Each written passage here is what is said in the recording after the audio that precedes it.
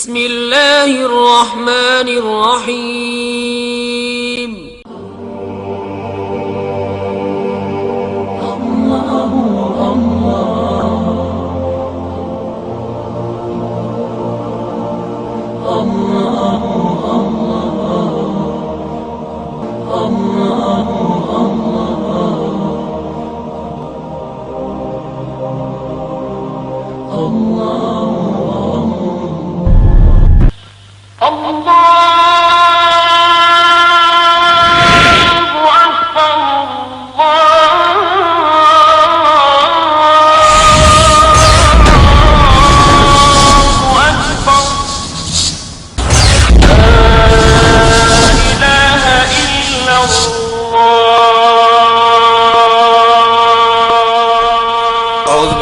الشیطان الرجیم بسم اللہ الرحمن الرحیم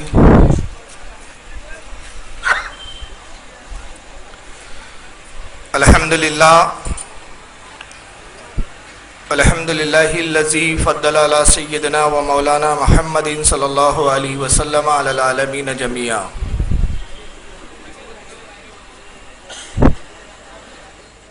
وَأَقَامَهُ يَوْمَ الْقِيَامَةِ لِلْمُذْنِبِينَ الْمُتَلَوِّثِينَ الْخَطَّائِينَ الْحَالِقِينَ شَفِيعًا وصلی اللہ تبارک و تعالی علیہ وعلا کل من ہوا محبوب و مرضی لدیہ صلاۃ دائما کثیرا کثیرا کثیرا فاعوذ باللہ من الشیطان الرجیم بسم اللہ الرحمن الرحیم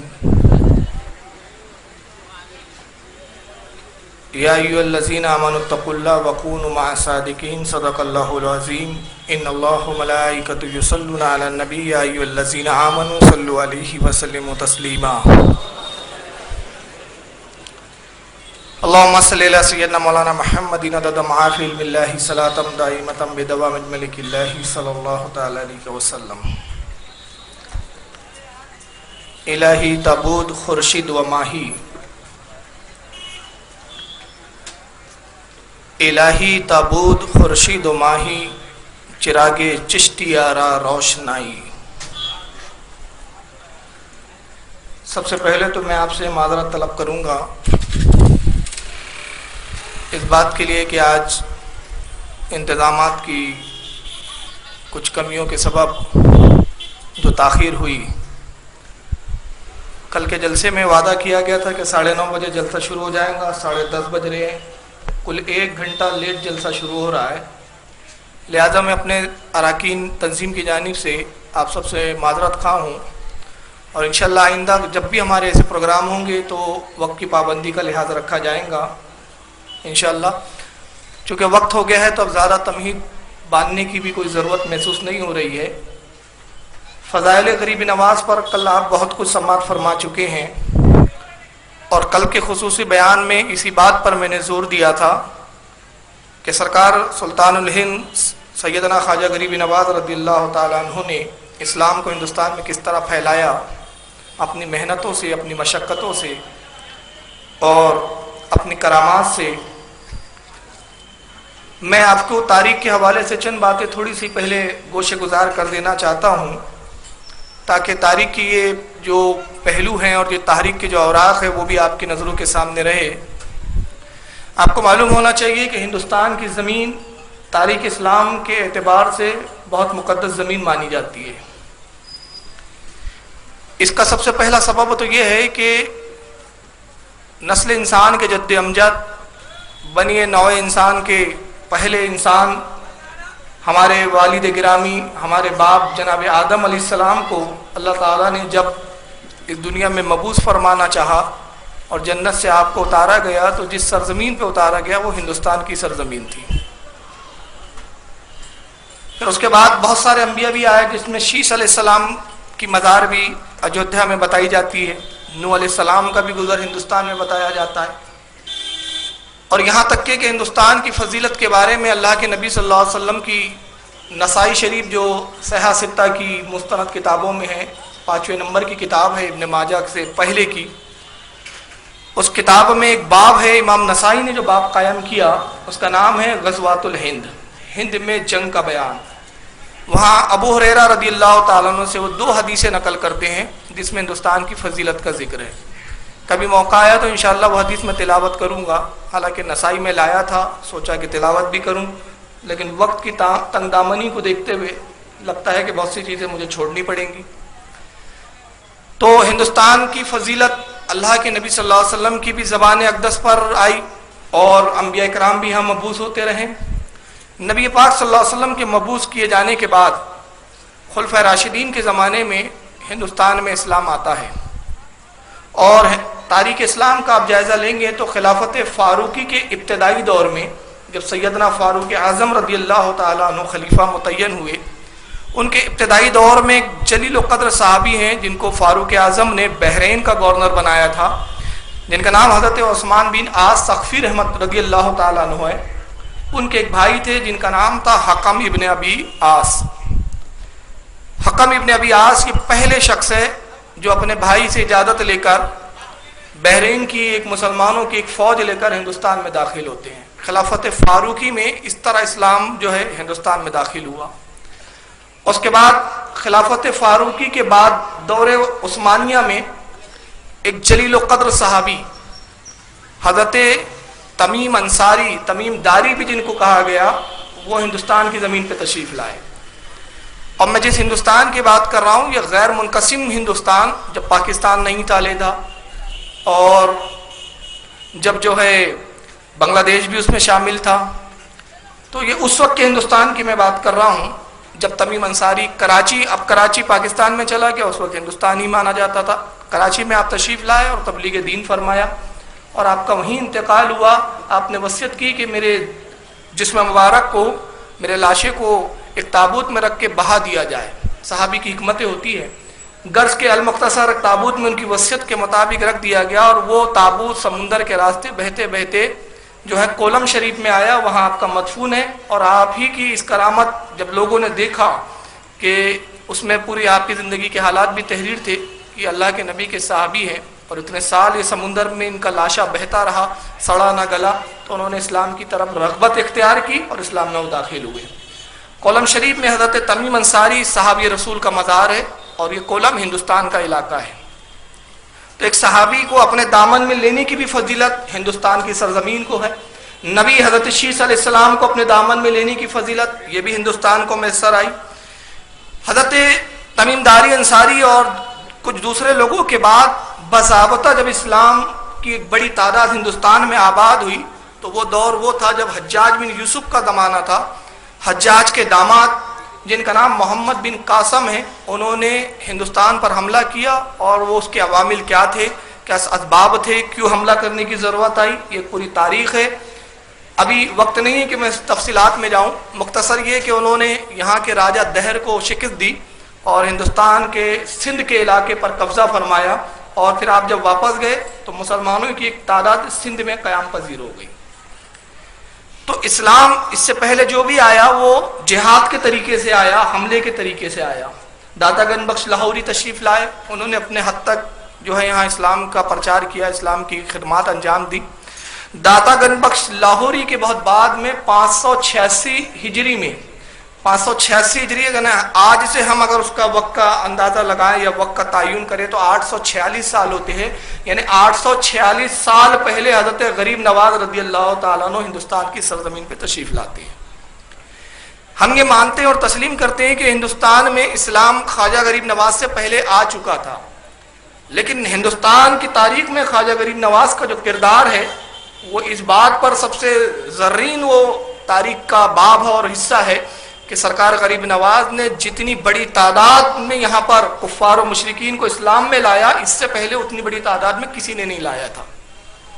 علماء کرام نے ایک اندازہ لگایا تو بتایا گیا کہ 90 لاکھ لوگ حضرت خواجہ غریب نواز کے دست حق پر اسلام قبول فروغ کرتے ہیں. یہاں ایک شبہ ہوتا ہے ہمارے لوگوں کو، تو میں اپنے سنی بھائیوں سے کہتا ہوں کہ اس آیت کا ورد ہمیشہ کیا کیجئے، من شر الوسواس الخناس. اے اللہ میں خناس سے پناہ مانگتا ہوں، الذی یوسوس فی صدور الناس، اور ان شیطانوں، ان انسان نما شیطانوں سے بھی پناہ مانگتا ہوں جو دلوں میں وسوسے ڈالتے ہیں.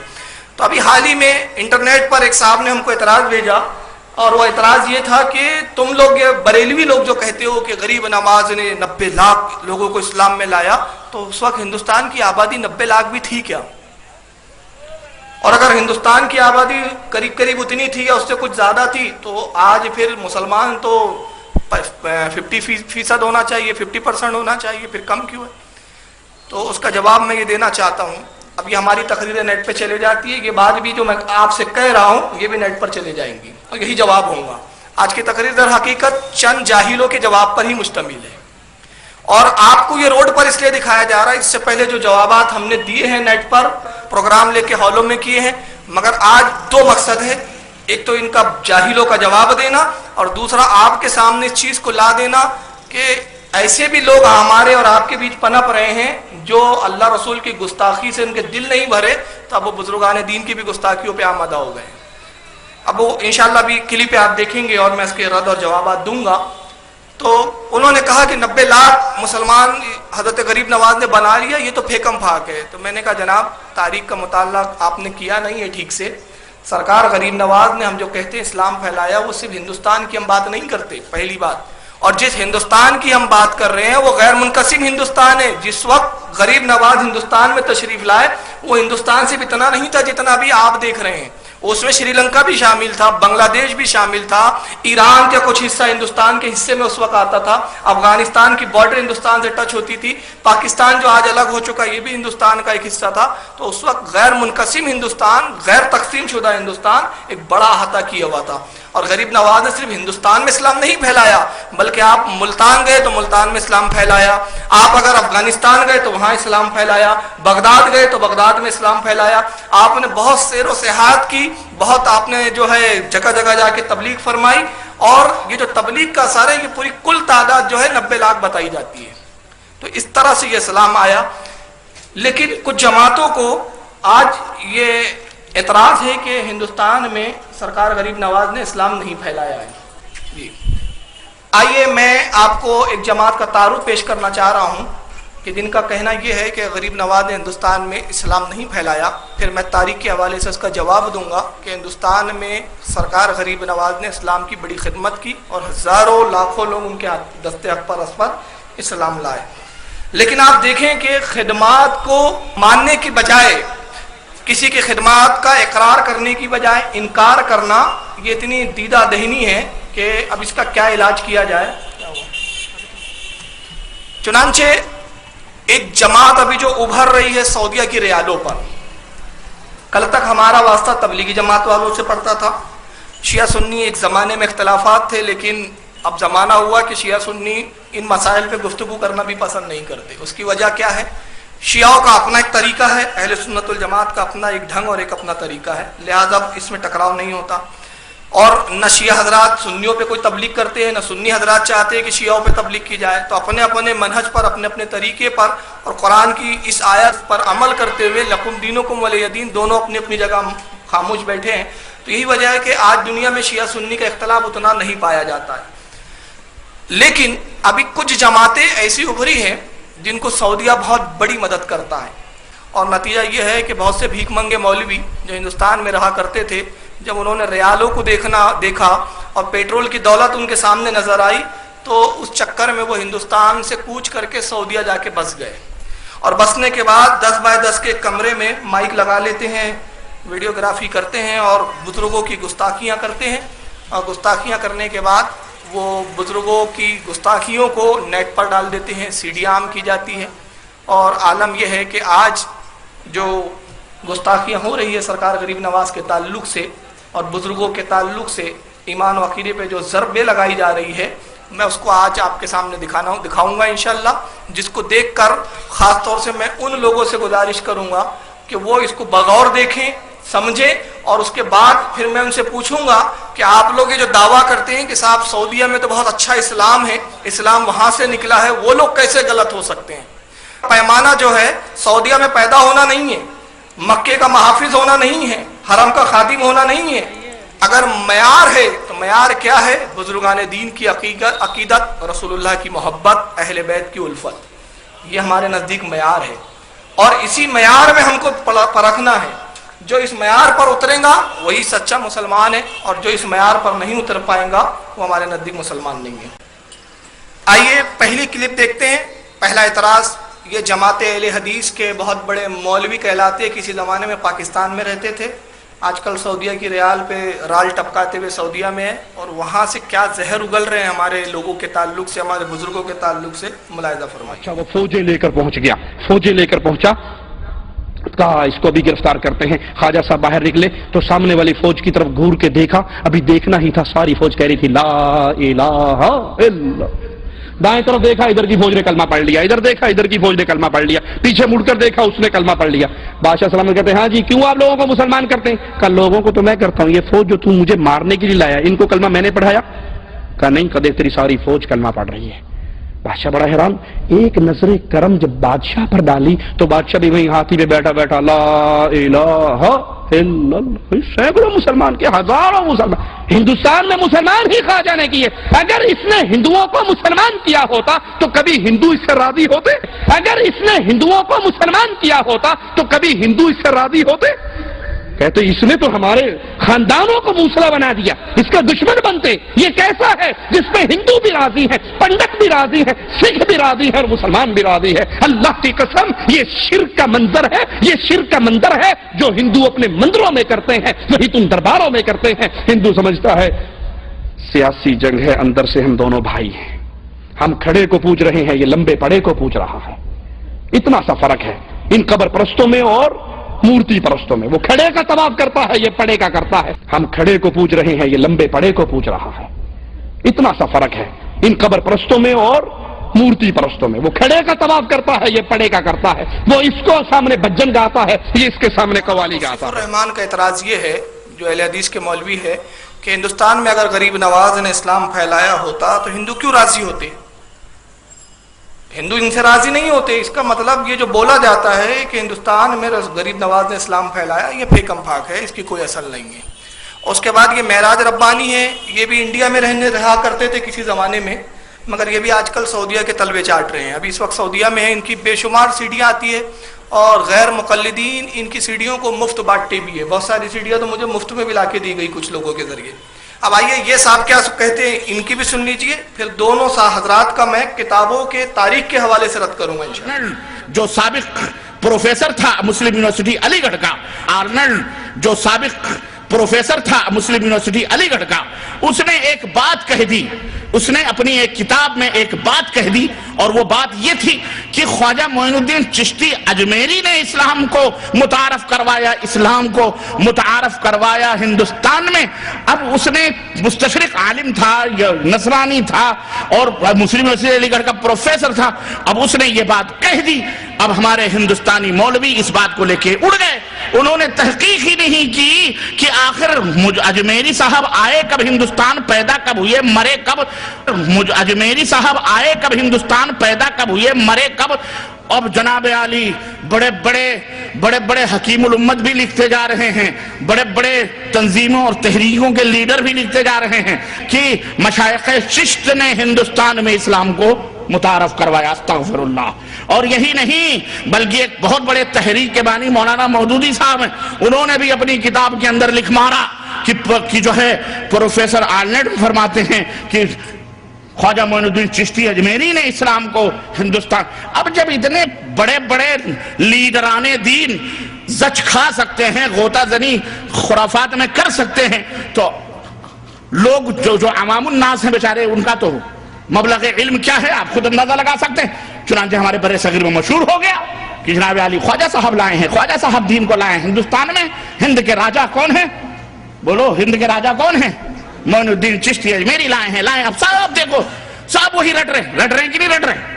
خواجہ صاحب نے 600 برس چھٹ اسلام کے 600 برس کے بعد خواجہ معین الدین چشتی اجمیری کہاں پیدا؟ سنگر میں پیدا ہو رہے ہیں، وہ جو افغانستان سے ادھر کا علاقہ ہے ماورا النہر کا، پیدا وہاں ہو رہے ہیں۔ کہاں سے ठोकरें ओकरें खाते खवाते मुजावरी करते हुए कब्र पूजते हुए पैदा वहां हो रहे हैं। कहां कहां से ठोकरें ओकरें खाते खवाते मुजावरी करते हुए कब्र पूजते हुए दातागंज हजवेरी के मदार पर तीन साल तक मुराकबा और पता नहीं खुराफात और झाड़ू कशी करते करते पता नहीं खुराफात और झाड़ू कशी करते करते कैसे वो अजमेर पहुंचे जो राजाओं और ठाकुरों का देश था, जिसे राजस्थान कहते हैं, अजमेर के। और वहां पहुंच करके उन्होंने अपने चंद्र 600 यानी 600 बरस तक इस्लाम गैर हिंदुस्तान में आया नहीं। किसी को ये सोचने की नौबत नहीं मिली। समझ लिया आप लोगों ने? एतराज ये है कि 600 साल तक इस्लाम हिंदुस्तान में आया ही नहीं, गरीब नवाज नहीं आए। और इसी वीडियो में ये मैंने क्लिपें बनाई हैं, छोटी छोटी झलके हैं, पूरी अगर आप तकरीरें सुनेंगे इस वीडियो में तो बहुत गुस्ताखियाँ हैं। सरकार गरीब नवाज के ताल्लुक से महराज रब्बानी साहब का कहना यह है कि वो खुराफातों में मुलव्वस थे और कहाँ से झाड़ू आड़ू लगाते हुए खुराफात करते हुए आए।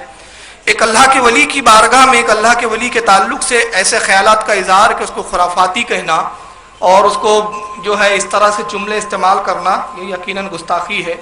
बहरहाल ये गुस्ताखी इन्हीं को मुबारक हो। अल्हम्दुलिल्लाह हम तो बुजुर्गों के चाहने वाले हैं। आइए मैं तारीख की रोशनी में बताऊं कि प्रोफेसर आर्नेल्ड, जिसका उसने नाम लिया है, जो मुस्लिम अलीगढ़ यूनिवर्सिटी का प्रोफेसर था, इनका कहना है कि सबसे पहले उसने लिखा और उसके बाद फिर जितने मौलवी मुल्ला थे वही सब लिखते गए। प्रोफेसर आर्नेल्ड जो है अलीगढ़ यूनिवर्सिटी का प्रोफेसर, ये अभी मरा है, अभी का है।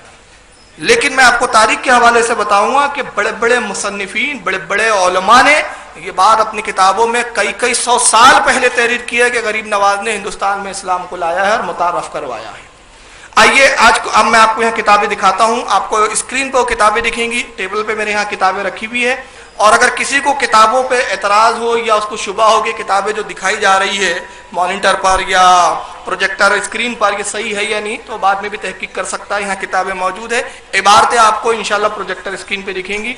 आइए सबसे पहले मैं ये बताऊं कि प्रोफेसर आर्नेल्ड, जिसका उसने हवाला दिया, उन्होंने अपनी किताब में क्या लिखा है। वो एक अंग्रेज था, तो उसने अगर लिखा है अपनी किताब में, मुस्लिम अलीगढ़ यूनिवर्सिटी का प्रोफेसर था, कि खारा गरीब नवाज ने हिंदुस्तान में इस्लाम फैलाया, तो इसका वजह यह थी कि उसने भी तारीख का मुताला किया था, इनकी तरह वो जाहिल नहीं था।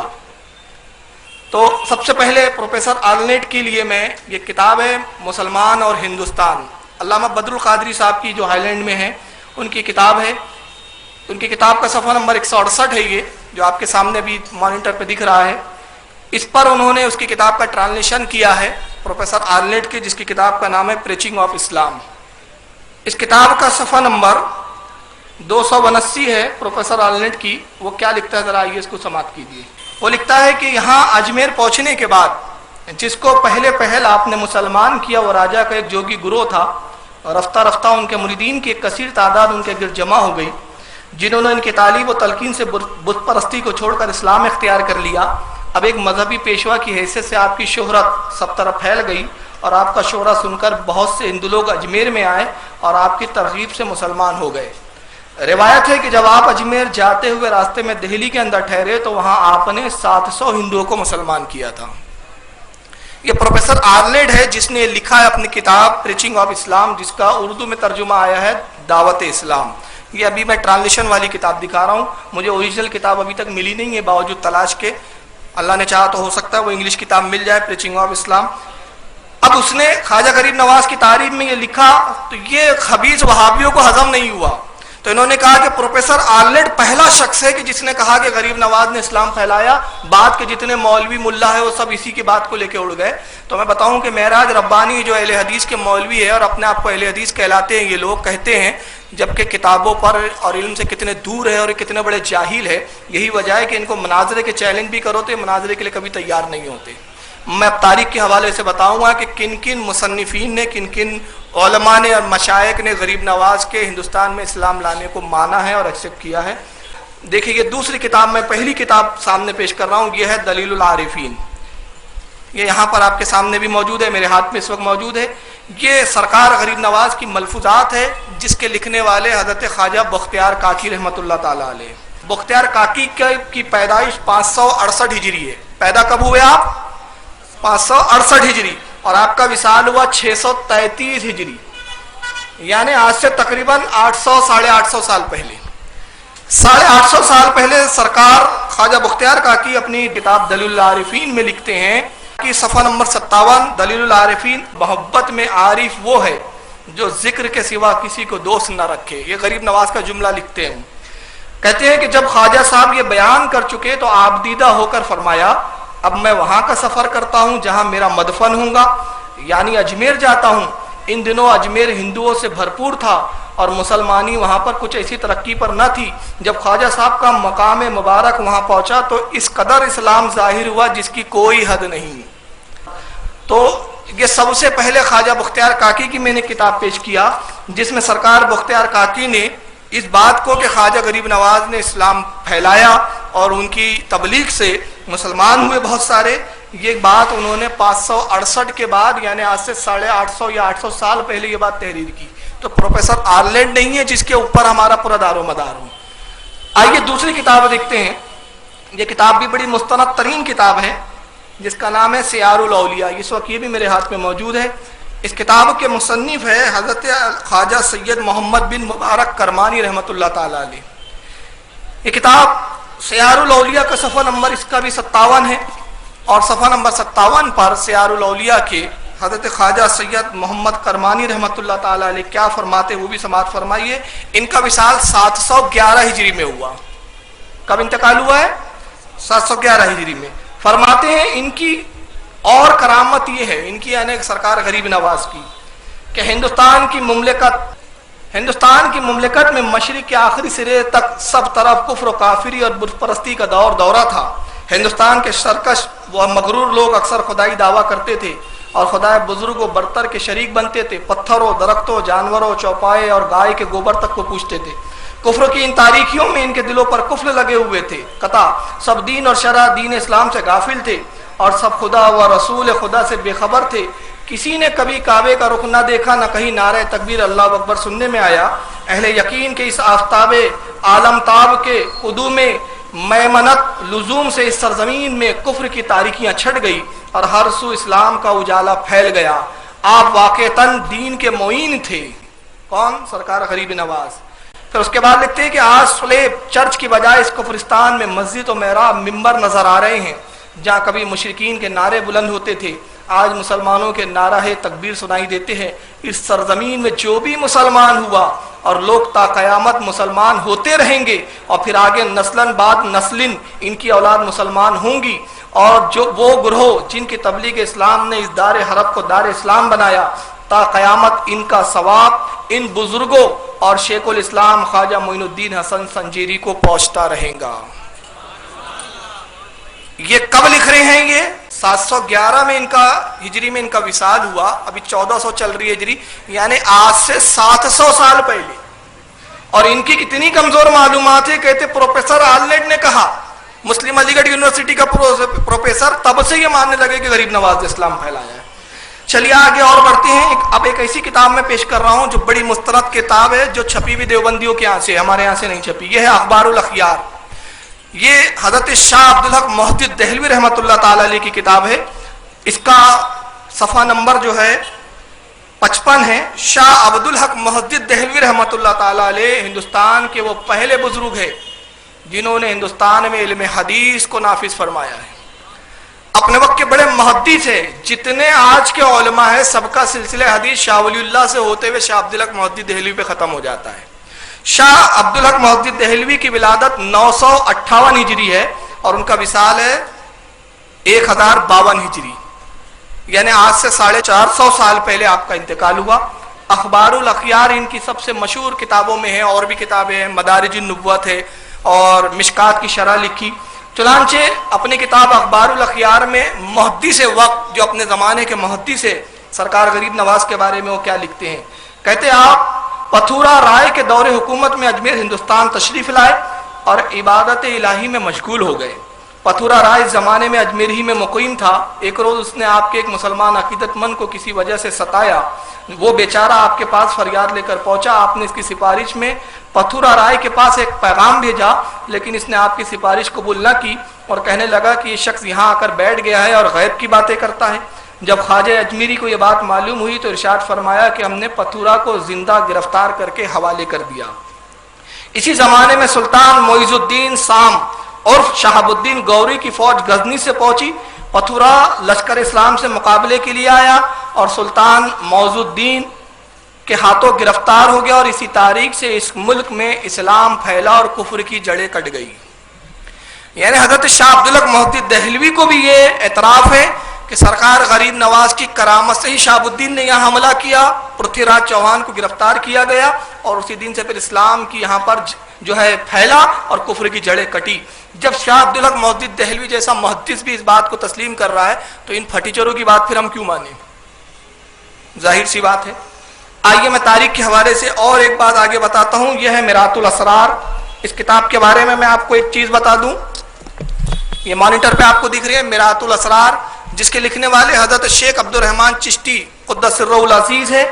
اس کتاب کی صرف ایک خاصیت بتاؤں، بڑی ضخیم کتاب ہے، یہ میرے ہاتھ میں اس وقت موجود ہے اور مانیٹر پہ آپ کو دکھ رہی ہے اسکرین پر۔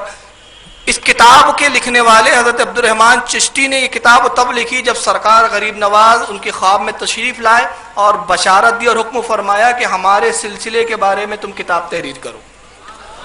تو حکم غریب نواز پر میرات الاسرار انہوں نے اس کتاب کو تحریر کیا۔ حضرت عبد الرحمن چشتی رحمۃ اللہ تعالی علیہ کی تاریخ ولادت ہے 1005 ہجری میں یہ پیدا ہوئے اور 1054 ہجری میں ان کا انتقال ہوا۔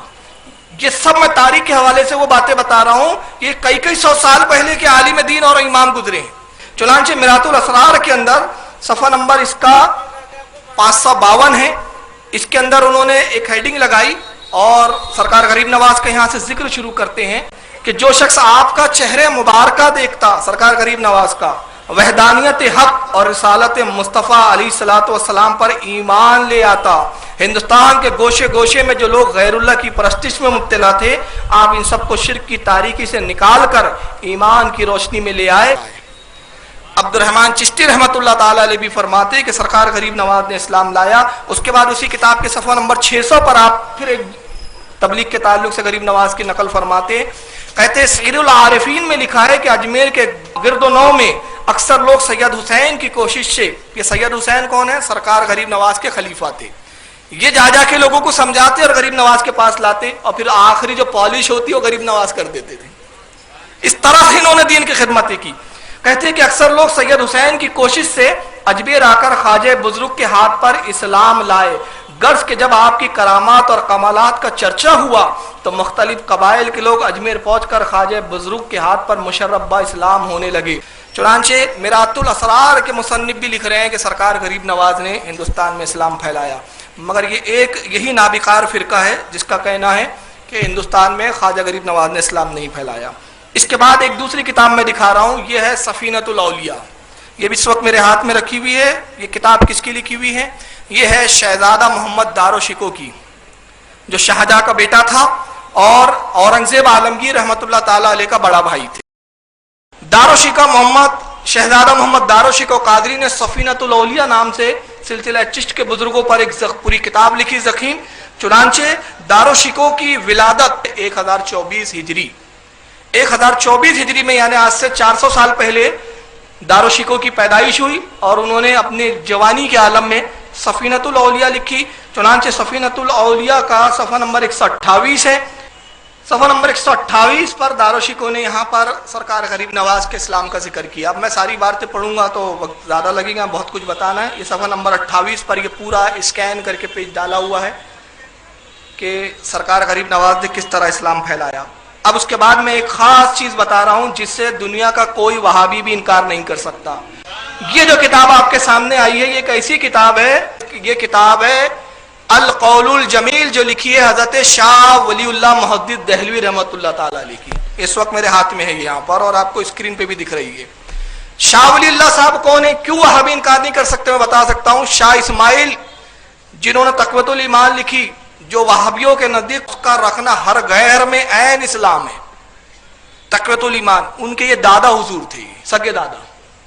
شاہ عبدالعزیز محدث دہلوی کے والد ہے، اور ہندوستان میں جتنے علماء اور محدث گزرے ہیں، چاہے وہ دیوبندی ہو، چاہے اہل حدیث غیر مقلد ہو، چاہے وہ بریلوی ہو، سارے علماء کا سلسلہ حدیث सनद के एतबार से शाह वलीउल्लाह मुहद्दिस दहलवी पर जाकर खत्म हो जाता है। ये अपने वक्त के बहुत बड़े मुहद्दिस थे दिल्ली में।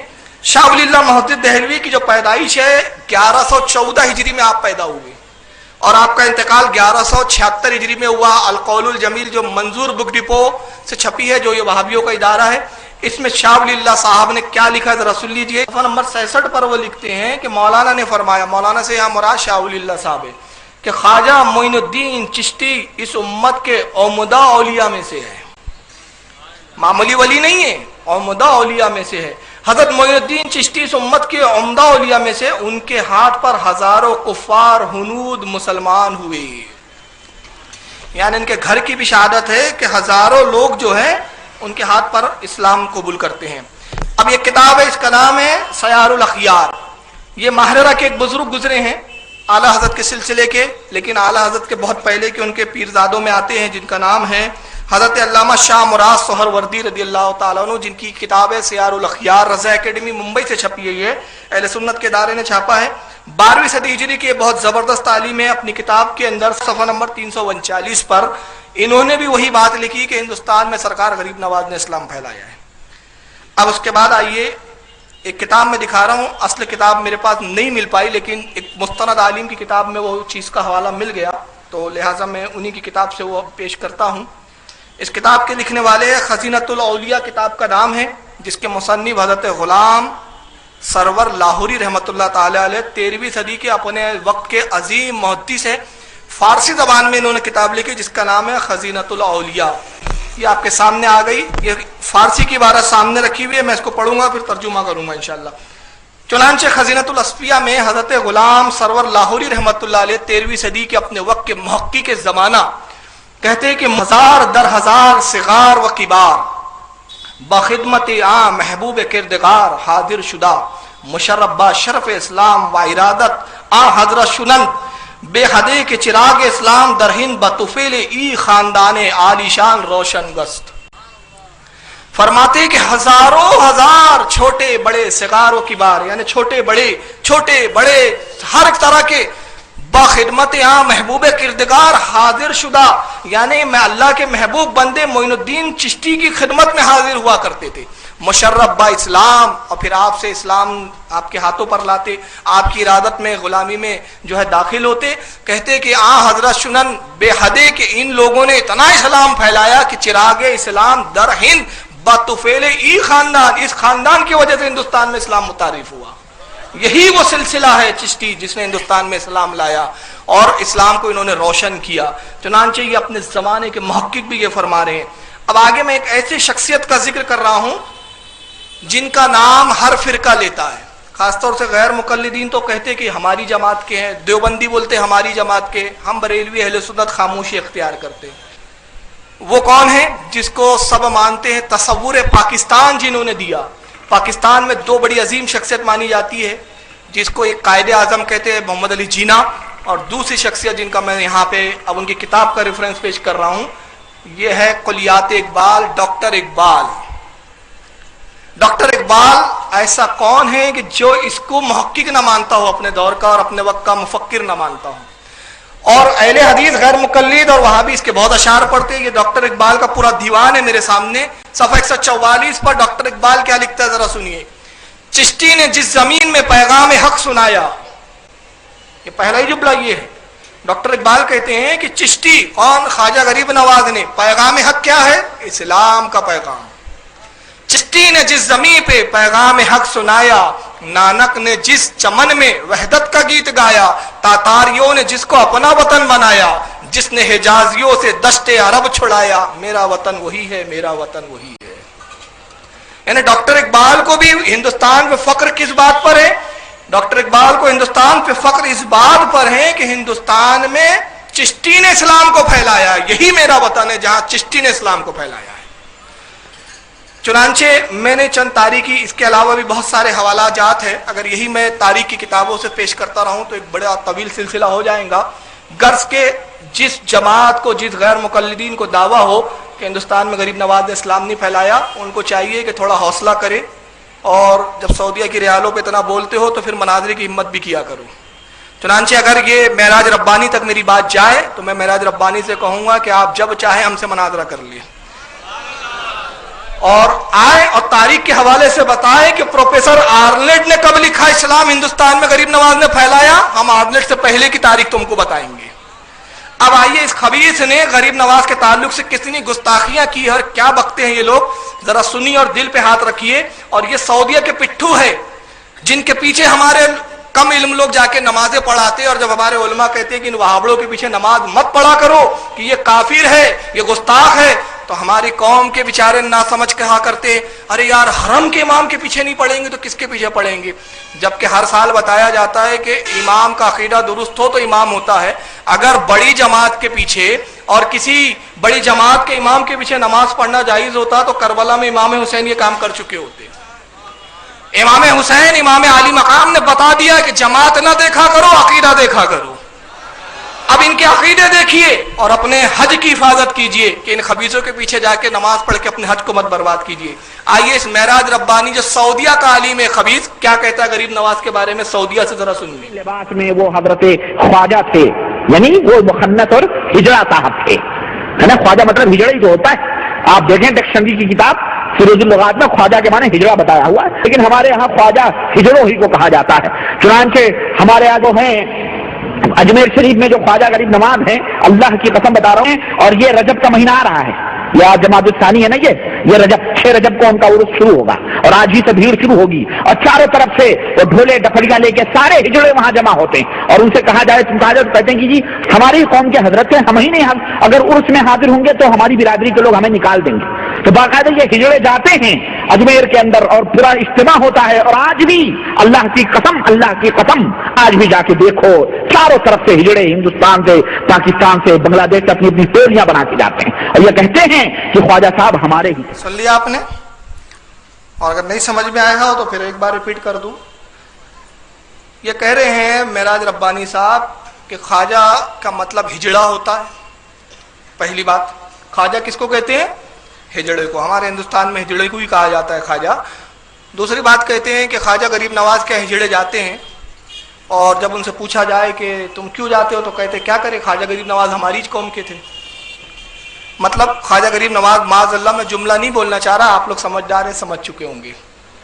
तो जो लोग ख्वाजा को हिजड़ा कहें वो मुसलमान हो सकते हैं, उसके बाद भी इनका ईमान सलामत है। जिससे इस्लाम लिया उसी से गद्दारी। और जिन किताबों की हवाले दे रहा है मालूम होता है ये जाहिलों का नाम वहाबी होता है। मेरे नजदीक तो जाहिल बोल दो या गवार बोल दो या वहाबी बोल दो, मेरे नजदीक एक ही बात है। आइए मैं उन्हीं लुगातों से बात करूं जिन लुगातों का इसने हवाला दिया और इसकी खबासत मैं बताऊंगा। इसने एक ही लुगत का हवाला दिया, उसने हवाला दिया फिरोजुल लुगात। मैं 4 लुगत के यहाँ हवाले बताऊंगा आपको। यह है फिरोजुल लुगात जिसका उसने हवाला दिया, यहाँ पे रखी हुई है।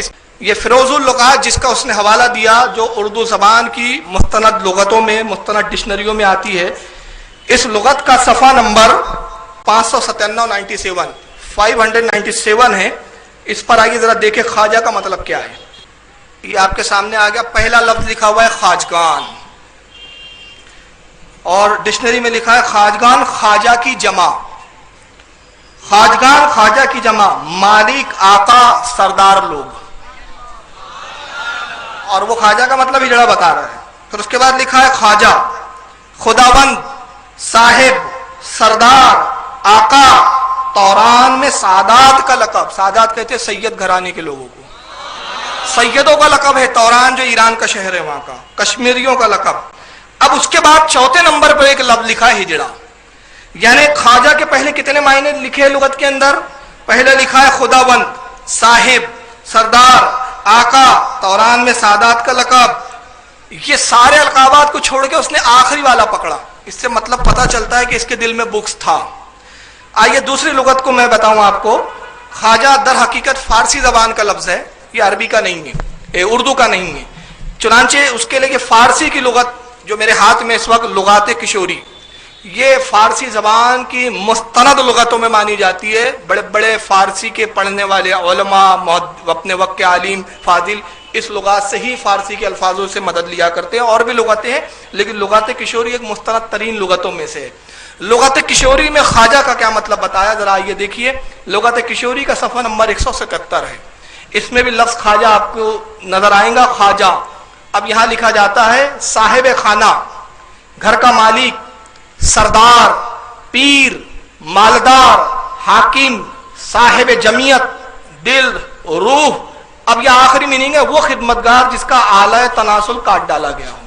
फिर आगे लिखता है तौरान में लकब सादात का होता है और बामायने वजीर बादशाह के भी मुस्तआमल हुआ है, यानी वजीर और बादशाह के भी लफ्ज में इस्तेमाल होता है।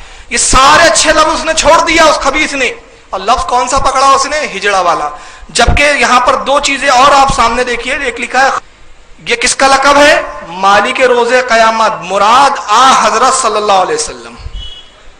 सरकार सल्लल्लाहु अलैहि वसल्लम को भी ख्वाजा कहा गया है, हजरत खिजर को भी ख्वाजा कहा गया है। तो जब ये किसी बुजुर्ग की तरफ निस्बत की जाती है ख्वाजा की, तो इससे मुराद मालिक, आका, सरदार ये लिया जाता है। मगर इनके दिलों में चोर छुपा हुआ है, तो नतीजा ये होता है कि ये अच्छे मायने नहीं लेते, बुरे मायने को लेते हैं और वलियों पे फिट करते हैं। अब आइए उसके बाद मैं एक तीसरी लुगात आपके सामने ला रहा हूं, लुगात किशोरी के बाद। ये अंग्रेजी की लुगत है, जिसका नाम है प्रैक्टिकल स्टैंडर्ड 21st सेंचुरी। ये डिक्शनरी है जो मुस्तलह डिक्शनरियों में मानी जाती है। इसके अंदर ये उर्दू टू इंग्लिश डिक्शनरी है, उर्दू से इंग्लिश में। इसमें भी देखिए आप ख्वाजा के मायने क्या दिए हुए हैं। इसमें लिखा है ख्वाजा के मायने। ख्वाजा पहला वर्ड लिखा है टाइटल ऑफ रिस्पेक्ट, यानी ताजीम के लिए लफ्ज इस्तेमाल किया जाता है। ये पहला वर्ड देते हैं। फिर उसके बाद देखते हैं master, Lord, rich person, tycoon. ये जितने अल्फाज है, बिजनेस मैनेजमेंट, ये जितने अंग्रेजी के अल्फाज है, ये सब आला दर्जे के अल्फाज है। लॉर्ड यानी सरदार, मालिक, बादशाह के लफ्ज में लॉर्ड इस्तेमाल होता है। और पहला ही वर्ड जो डिक्शनरी में दिया वो क्या है, टाइटल ऑफ रिस्पेक्ट, यानी अदब के लिए लफ्ज इस्तेमाल होता है। मगर इन बदबख्तों को देखो कि ये सारे चीजों को छोड़कर ये बुरे मायने की तरफ जाते हैं। चलिए आगे देखिए, ये तीसरी मैं चौथी डिक्शनरी बता रहा हूं। ये बहुत पुरानी है, मेरे पास इतने सालों से कि ये रखे रखे भी अब बिल्कुल बोसीदा हो गई। इस डिक्शनरी का नाम है द स्टूडेंट्स प्रैक्टिकल डिक्शनरी। इसके लिखने वाले गैर मुस्लिम है, किसी मुसलमान ने नहीं लिखा है इंग्लिश में, ये भी इंग्लिश टू उर्दू है। इस डिक्शनरी का सफा नंबर 292 है। इत्तेफाक ये है कि इसका भी सफा नंबर 292 है। इसमें भी ख्वाजा के मायने क्या आया जरा देखिए। ख्वाजा ए master, a man of distinction, rich merchant.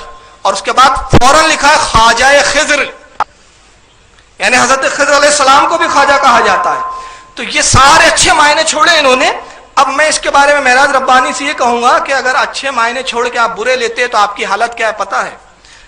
अल्लाह के नबी सल्लल्लाहु अलैहि वसल्लम जब वास फरमाया करते थे और आप साहबा इकराम से हदीसें बयान करते, तो कुछ मुनाफिकीन जो होते वो पीछे बैठा रहा करते थे जानबूझ के, और वो अल्लाह के नबी सल्लल्लाहु अलैहि वसल्लम का मजाक उड़ाया करते थे माज़अल्लाह। साहबा इकराम रसूलुल्लाह की बयान को और तकरीर को समात फरमा रहे हैं, सुन रहे हैं, तो होता यह था कि कभी कभी नबी पाक इतना मुश्किल जुमला कह देते या इतनी मुश्किल बात कह देते, साहबा की समझ में नहीं आती। तो साहबा इकराम कहते राईना या रसूलुल्लाह, उसका मतलब होता था अल्लाह के नबी हम पर रहम कीजिए, हमारी रियायत कीजिए, हमें जरा आसान करके समझाइए, आसान करके बताइए, हम पे करम कीजिए, रहम कीजिए। तो मुनाफिकीन क्या करते थे, उनकी डिक्शनरी में, उनकी लुगत में के मायने होते थे चरावा, भेड़ चराने वाला। तो वो उसको खींच के करते थे राइना या मोहम्मद, और फिर हंसते थे, मतलब ये लेते थे अरे हमारे भेड़ों को चराने वाले, माज़अल्लाह, ये गुस्ताखी थी। एक मर्तबा हजरत साद बिन माज रदी अल्लाह ताला अन्हु, एक सहाबी थे जलील क़द्र, वो इन मुनाफिकीन यहूदी थे और मुनाफिक थे, इन यहूदियों की जबान को जानते थे कि इनकी लुगत में, इनकी जबान में इसके मायने जो है वो बदकार बुरे होते हैं।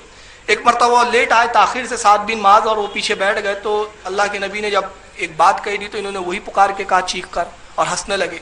तो इनको जलाल आ गया, साद बिन माज को तलवार निकाली और कहा बदबख्तों में तुम्हें कत्ल कर दूंगा, तुम अल्लाह के नबी की तौहीन करते हो।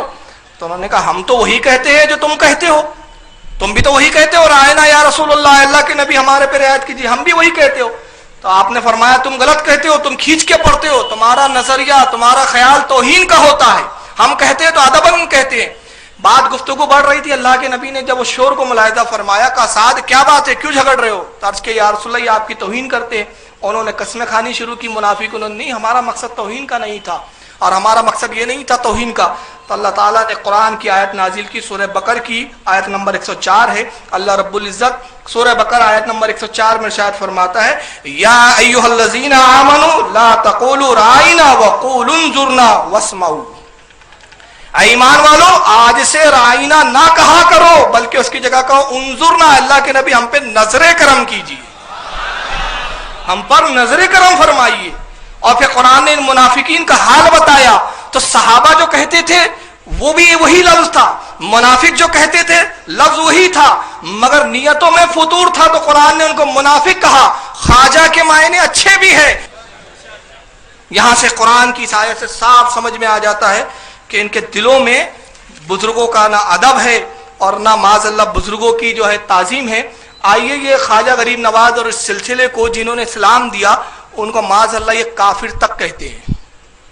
اب یہ چوک جائیں گے آپ، اور مجھے بڑا تعجب ہوتا ہے ان لوگوں پہ جو کہتے ہیں کافر کو بھی کافر نہیں کہنا چاہیے، مگر یہ بدبخت ہم کو تو کہتے اپنی بدعقیدگی کو چھپانے کے لیے، مگر یہ بڑی بے باکی کے ساتھ معاذ اللہ خواجہ غریب نواز اور بختیار کاکی جیسے جلیل القدر ولی کو کافر کہہ دیتے ہیں۔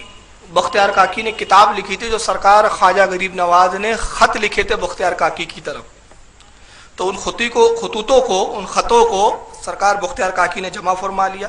تو ایک خط میں سرکار غریب نواز نے کلمے کی خلاصہ اور تشریح فرمائی کہ کلمے کی حقیقت کیا ہے۔ ان بدبختوں کے سمجھ میں نہیں آئی تو اسی کتاب کو جو غریب نواز کی کتاب ہے اس پر ایک کیا تبصرہ کر رہا ہے، اب آپ سنیے۔ اب آپ بختیار کاکی کے طرف خطوط بھیجے گئے تھے، وہ خطوط خواجہ غریب النواز نے لکھے تھے، اور ان میں چند باتیں ہیں وہ میں آپ کو بتانا چاہتا ہوں کہ اس دور کے صوفیہ، اس دور کے جو اولیاء اپنے آپ کو کہتے ہیں ان کے کیا ایمان اور عقیدے ہیں۔ یہ حضرت خواجہ غریب النواز جو تھے بیچارے سلطان الہند، جو فارس سے آئے تھے اور جو فارسی زبان بولتے تھے، انہیں اس کا بہت زیادہ علم تھا۔ اب آپ بتائیں یہ سلطان الہند کا خطاب دینے والے، یہ دیکھیں آپ کلمہ توحید کی حقیقت، یہ میری کتاب نہیں ہے، اور نہ ہی میں یہ بات کہتا ہوں کہ یہ غریب النواز اگر ولی اللہ تھے تو وہ بیچارے ایسی بات کہہ سکتے ہیں، اور اگر تم کہتے ہو نہیں یہ کتاب انہی کی ہے، انہوں نے کہی ہے، تو پھر یہ آدمی زندیق تھا، کافر تھا، دائرہ اسلام سے خارج تھا۔ یہ کتاب انہی کی ہے، انہوں نے کہی ہے، تو پھر یہ آدمی زندیق تھا، کافر تھا، دائرہ اسلام سے خارج تھا۔ یعنی اس کتاب جو ان کے سمجھ میں نہیں آئی تو انہوں نے کفر کا فتویٰ لگا دیا۔ ان کی جہالت کا یہی عالم ہے۔ بہرحال ان کے نزدیک تو معاذ اللہ ثم معاذ اللہ سرکار غریب نواز اور بختیار کاکی کافر تھے، لیکن آئیے میں کچھ بزرگوں کے حوالے دیتے چلوں اور آپ اس میں دیکھیں کہ بزرگان دین کے نزدیک خواجہ غریب نواز کا مقام کیا تھا۔ سید محمد کرمانی فرماتے کہتے جس رات خواجہ معین الدین حسن سنجیری نے وفات پائی، چند بزرگوں نے حضور نبی کریم صلی اللہ علیہ وسلم کو خواب میں دیکھا، حضور پاک فرما رہے ہیں خدا کا دوست معین الدین سنجری آ رہا ہے، ہم اس کے استقبال کے لیے آئے ہوئے۔ جس کے استقبال کے لیے نبی پاک صلی اللہ علیہ وسلم آئے کہ ان بدبختوں کے نزدیک کافر ہے معاذ اللہ۔ اور میں پہلے بتا چکا ہوں کہ سیار الاولیاء جو کتاب ہے اس کے مصنف 711 ہجری کی ہے، 711 ہجری تک یہ بڑے بڑے بزرگان دین غریب نواز کے تعلق سے یہ عقیدہ نظریہ رکھے ہوئے تھے اور ان کا نظریہ کفر کا۔ یہ دوسری کتاب اخبار الاخیار شاہ عبدالحق محدث دہلوی کی جو 958 ہجری میں جن کی پیدائش اور 1052 ہجری میں جن کا وصال ہوتا ہے۔ اخبار الاخیار میں وقت کا محدث وقت کیا کہتا ہے ذرا سنیے۔ وہ کہتے ہیں مشہور ہے کہ خواجہ اجمیری کی وفات کے بعد آپ کی پیشانی پر یہ نقش ظاہر ہوا، حبیب اللہ ماتا فی حب اللہ، یہ اللہ کا دوست ہے، اللہ والا ہے، اللہ کا حبیب ہے، اور اس کی موت اللہ کی محبت میں ہوئی ہے۔ یہ میں کل بتا بھی چکا تھا آپ کو، یہ وقت کا محدث کہہ رہا ہے، یہ پیشانی پہ لکھا تھا، لیکن ان خبیثوں کے نزدیک ایسا ولی کامل یہ معاذ اللہ کافر ہے۔ آئیے تیسری کتاب دیکھتے ہیں میرات الاسرار، اس کے بھی بارے میں بتا چکا ہوں۔ 1005 ہجری میں اس کے مصنف عبد الرحمن چشتی رحمۃ اللہ علیہ کی ولادت اور 1054 ہجری میں ان کا وصال۔ یہ اپنی کتاب میں جو کئی سو سال پہلے تحریر کی گئی ہے، اس کتاب میں حضرت خواجہ غریب نواز کے بارے میں کیا لکھتے ہیں میں اس کو پڑھ چکا ہوں، پھر پڑھ دیتا ہوں۔ امام ارباب طریقت، پیشوائے اصحاب حقیقت، مستغرق در ذات ذوالجلال، مستغرق کہتے وہ ذات جو اللہ کی یاد میں ہمہ وقت ڈوبی رہتی ہو، ناطق بلسان احوال، طوفان دلالت کی کشتی، قطب وحدت ख्वाजा मोइन उल हक वद्दीन चिश्ती कुद्दस सिर्रुल अजीज। ये मिरातुल असरार के मुसन्निफ भी इनके बारे में अपनी राय बेहतरीन दे रहे हैं।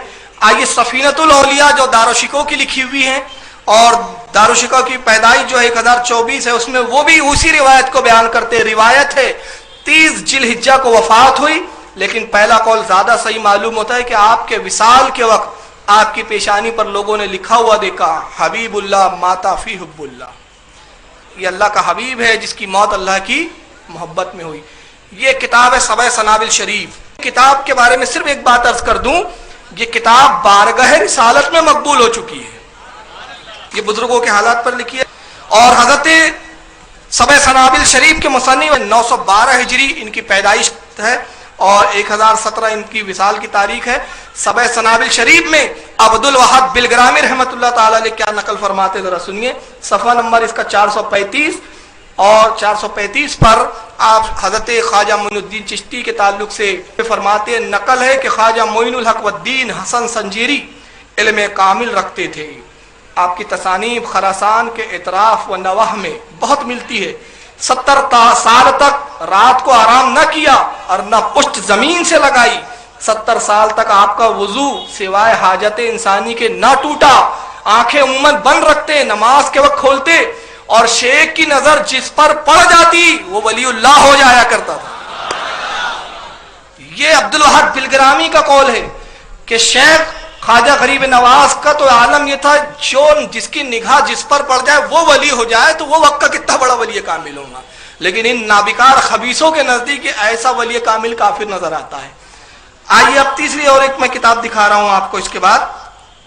ये आई है अल कौलुल जमील। मैंने इसके बारे में पहले भी अर्ज कर चुका हूं कि इस किताब को कोई वहाबी भी चैलेंज नहीं कर सकता, क्योंकि छापने वाले भी यही लोग हैं। कौलुल जमील के अंदर सफ़ा नंबर 66 पर वही लिखा है इमाम तरीकत, और उसके बाद सफ़ा नंबर 67 पर शाह वलीउल्लाह मुहद्दिस देहलवी रहमतुल्लाह अलैह सरकार गरीब नवाज के ताल्लुक से वही रिवायत बयान करते शाह वलीउल्लाह भी, जो वक्त के मुहद्दिस है। कहते हैं मनकूल है कि जब ख्वाजा का विसाल हुआ तो आपकी पेशानी मुबारक पर यह नक्श जाहिर हो गया, हबीबुल्लाही माता फी हुब्बुल्लाह, ये अल्लाह का हबीब है जो अल्लाह की मोहब्बत में विसाल पा गया। अब उसके बाद मैं एक बेहतरीन 2-3 चीजें आपको दे दूंगा। यह है अनफासुल आरिफीन, ये भी शाह वलीउल्लाह साहब की किताब है, इसका भी इनकार नहीं किया, ये मेरे इस वक्त हाथ में है। अनफासुल आरिफीन में शाह वलीउल्लाह साहब खुद क्या फरमाते अपने खानदान और अपने मुतालिक, सफ़ा नंबर इसका 37 है 37, उस पर लिखते हैं कातिबुल हुरूफ, यानी कातिबुल हुरूफ यानी हुरूफों को लिखने वाला, यानी किताब लिखने वाला। मुसन्निफ शाह वलीउल्लाह कहता है कि हमारे इस्लाफ का रूहानी दस्तूर ये चला आ रहा है कि हर सदी में तरीक़े चिश्तिया की निस्बत के हामिल रहे हैं। कहते हैं हमारा पूरा खानदान जो है वो सिलसिले चिश्तिया में रहा है, तो अगर शाह हजरत गरीब नवाज माज़अल्लाह काफिर है तो हिम्मत हो तो शाह वलीउल्लाह को काफिर कहकर बताओ, इसलिए कि ये उसी खानदान के मुरीदों में है। अगर वो काफिर है तो फिर शाह वलीउल्लाह का ईमान कहां बचा फिर। अब आइए, एक बड़ी रुस्वाए जमाना किताब है, लेकिन वहाबियों के नजदीक बड़ी मुस्तनद किताब है। हमारे नजदीक इस किताब की कोई वैल्यू नहीं है, लेकिन मैं यहाँ क्यों बता रहा हूँ उसकी वजह बता देता हूँ। ये किताब का नाम है सिराते मुस्तकीम। अब आइए, प्रोजेक्टर स्क्रीन पे आपको ये दिख रही होगी, यह है सिराते मुस्तकीम, मकतबे थानवी देवबंद से छपी है। इस किताब में लिखने वाले मौलवी इस्माइल देहलवी है, शाह वलीउल्लाह के पोते। 1193 में हिजरी में इनकी पैदाइश हुई और इनकी मौत 1246 हिजरी में हुई। ये किताब हमारे नजदीक क्यों मोतबर नहीं है, इसकी एक वजह बता देता हूँ। इसी किताब में लिखा गया है कि माज़अल्लाह नमाज में नबी का ख्याल लाना जिना के ख्याल और गधे और बैल के ख्याल लाने से भी ज्यादा बुरा है। लेकिन इस किताब में 2 बातें मौलवी इस्माइल देहलवी ऐसे लिख गए जो इनके अकीदे के खिलाफ है, और इनकी किताब तक़वियतुल ईमान सऊदिया खुद छापता है और लाखों की तादाद में बांटता है, और ये इनको शहीद और वक्त का बहुत बड़ा इमाम और तुर्रम कहाँ समझते हैं। मगर इनका खुद क्या मामला है जरा सुनिए। सिरात मुस्तकीम के सफ़ा नंबर 251 251 पर वो लिखते हैं, एक हेडिंग लगाया उन्होंने, तकमीला राह विलायत के सुलूक सानी के बयान में, और इसमें एक तमहीद और एक मकसद है। इबारत थोड़ी हार्ड है, मैं आसान करके समझा देता हूँ। वो कहते हैं तमहीद, बेसमझ तालिब जब मारिफत ज़ात के मकाम पर पहुँचते हैं और सुलूक व मुतारिफ को ख़त्म कर लेते हैं तो जानते हैं कि हम भी गौसुल आज़म और हज़रत ख्वाजा बुज़ुर्ग नायब रसूलुल्लाह हज़रत ख्वाजा मोइनुद्दीन चिश्ती और कुतुबुल अख्ताब जनाब हज़रत ख्वाजा कुतुबुद्दीन बख्तियार काकी اور پیشوائے شریعت و طریقت حضرت خواجہ بہاؤالدین نقشبندی اور حضرت امام ربانی قیوم زمانی حضرت شیخ احمد مجدد الفسانی وغیرہ ہم قدس اللہ اسرارہم اجمعین جیسے بڑے بڑے اولیاء اللہ کے ہم پایا اور ہم مقام ہو گئے ہیں، یہ سری غلطی نہایت ہی برا عقیدہ ہے۔ اپنے مفہوم میں بتاؤں، کہتے ہیں کہ کچھ لوگ جب عبادت بہت کر لیتے ہیں تو عبادت کرنے کے بعد وہ سمجھتے ہیں کہ ہم غوث پاک کے مقام تک پہنچ گئے، غریب نواز کے مقام پر پہنچ گئے، تو کہتے ہیں کہ یہ جہالت ہے اور یہ بدعقیدگی ہے، انسان آج کا کتنا ہی عبادت کر لے ان کے برابری نہیں کر سکتا۔ تو ان کے نزدیک بھی جب یہ معاملہ ہے، اب آئیے آگے دیکھیں، اسی صراط مستقیم میں انہوں نے ایک بات اور کیا لکھی، ذرا سنیے۔ دیکھیے یہ کتاب کا صفحہ نمبر 215 پر اسماعیل دہلوی کیا لکھتے ہیں، جو وہابی جماعت کے بہت بڑے امام وقت مانے جاتے ہیں۔ وہ کہتے ہیں کہ ذکر کرنے سے پہلے چاہتے ہیں کہ ذکر کا فائدہ ملے ہمیں، تو اس کے ایک طریقہ بتا رہے ہیں، ہیڈنگ لگائی انہوں نے، پہلا افادہ، پہلا فائدہ۔ طالب کو چاہیے، جو یعنی مقام چاہتا ہے، کوئی مرتبہ چاہتا ہے، طالب کو چاہیے کہ پہلے باوضو دو زانوں بطور نماز بیٹھ کر اس طریقے کے بزرگوں میں یعنی معین الدین سنجری، حضرت خواجہ قطب الدین بختیار کاکی وغیرہ حضرات کے نام کا فاتحہ پڑھ کر، سمجھ رہے ہیں آپ، مقام چاہیے تو پہلے کیا کریں، عبادت بعد میں، ذکر بعد میں، پہلے غریب نواز کی فاتحہ دلائے۔ ایک کتاب میں شرک ہو جاتی ہے، ایک کتاب میں یہی توحید بن جاتی ہے، ان کا مذہب ہی بڑا دوگلا مذہب ہے۔ کہتے ہیں بختیار کاکی وغیرہ حضرات کے نام کا فاتحہ پڑھ کر بارگاہ خداوندی میں ان بزرگوں کے توسط اور وسیلے سے التجا کرے۔ ارے تو جو تمہارے نزدیک کافر ہے اس کا وسیلہ کیسا، اور وسیلہ کبھی شرک کہتے ہیں، اور ابھی مقام و مرتبے کی ضرورت پڑ گئی تو غریب نواز کا وسیلہ، تو معلوم ہو گیا کہ یہ بھی جانتے ہیں کہ مقام چاہیے تو غریب نواز کے وسیلے کے بغیر چارہ ہی نہیں ہے، انہیں بھی سمجھ میں آتا ہے۔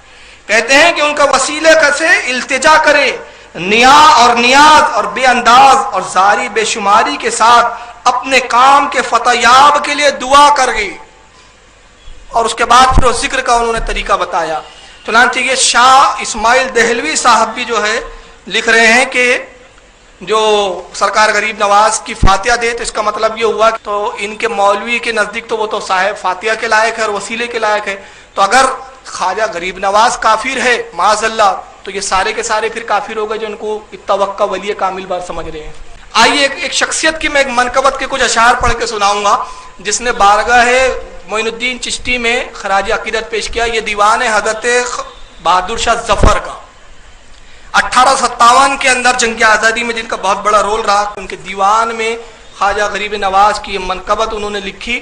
اس سے وہ اپنی عقیدت کا بھی اظہار کرتے ہیں اور ساتھ ہی میں وہ غریب نواز کے مقام کو جو بتاتے ہیں، ذرا سنیں، میں اس میں 2-4 اشعار پڑھوں گا کیونکہ یہ کافی طویل منقبت ہے۔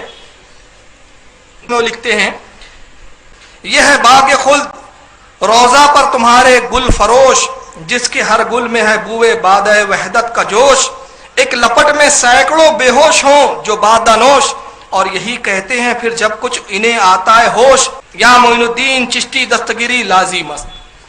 آفتابوسی کا مجھ کو شوق تو ہے اس قدر، پر کروں کیا میں ہوں بے طاقت قدم سے سر بسر، اڑ کے میں پہنچوں ابھی میرے اگر ہوں بالوں پر، ہے تمہاری ہی فقط چشم عنایت پر نظر، یا معین الدین چشتی دستگیری لازم است۔ وہ تمہارا نور باطن ہے کہ خورشید منیر، روبرو ہے اس کے ذرہ بلکہ ذرے سے حقیر، تم پہ روشن ہے اے جائے روشن ضمیر، دو جہاں میں جانتا ہوں تم کو اپنا دستگیر، یا معین الدین چشتی دستگیری لازم است۔ دستگیری کہتے ہیں مدد کو۔ اس کے بعد آئیے ڈاکٹر اقبال نے کیا خراج عقیدت پیش کیا، اسی کے دیوان سے میں ایک شعر پیش کر دیتا ہوں اور اس کے بعد پھر آگے ہم بات بڑھائیں گے۔ چنانچہ یہ ڈاکٹر اقبال کا دیوان ابھی آپ کے سامنے آ رہا ہے، اس میں اس نے ایک شعر لکھا ہے، ذرا ایک شعر سن لیجیے۔ کہتا ہے، دل بیتاب جا پہنچا دیار پیر سنجر میں۔ کہتا ہے کہ جب میرا دل بیتاب ہو گیا تو میں کہاں پہنچا، دیار پیر سنجر، یعنی خواجہ غریب نواز کے روضے پر چلا گیا۔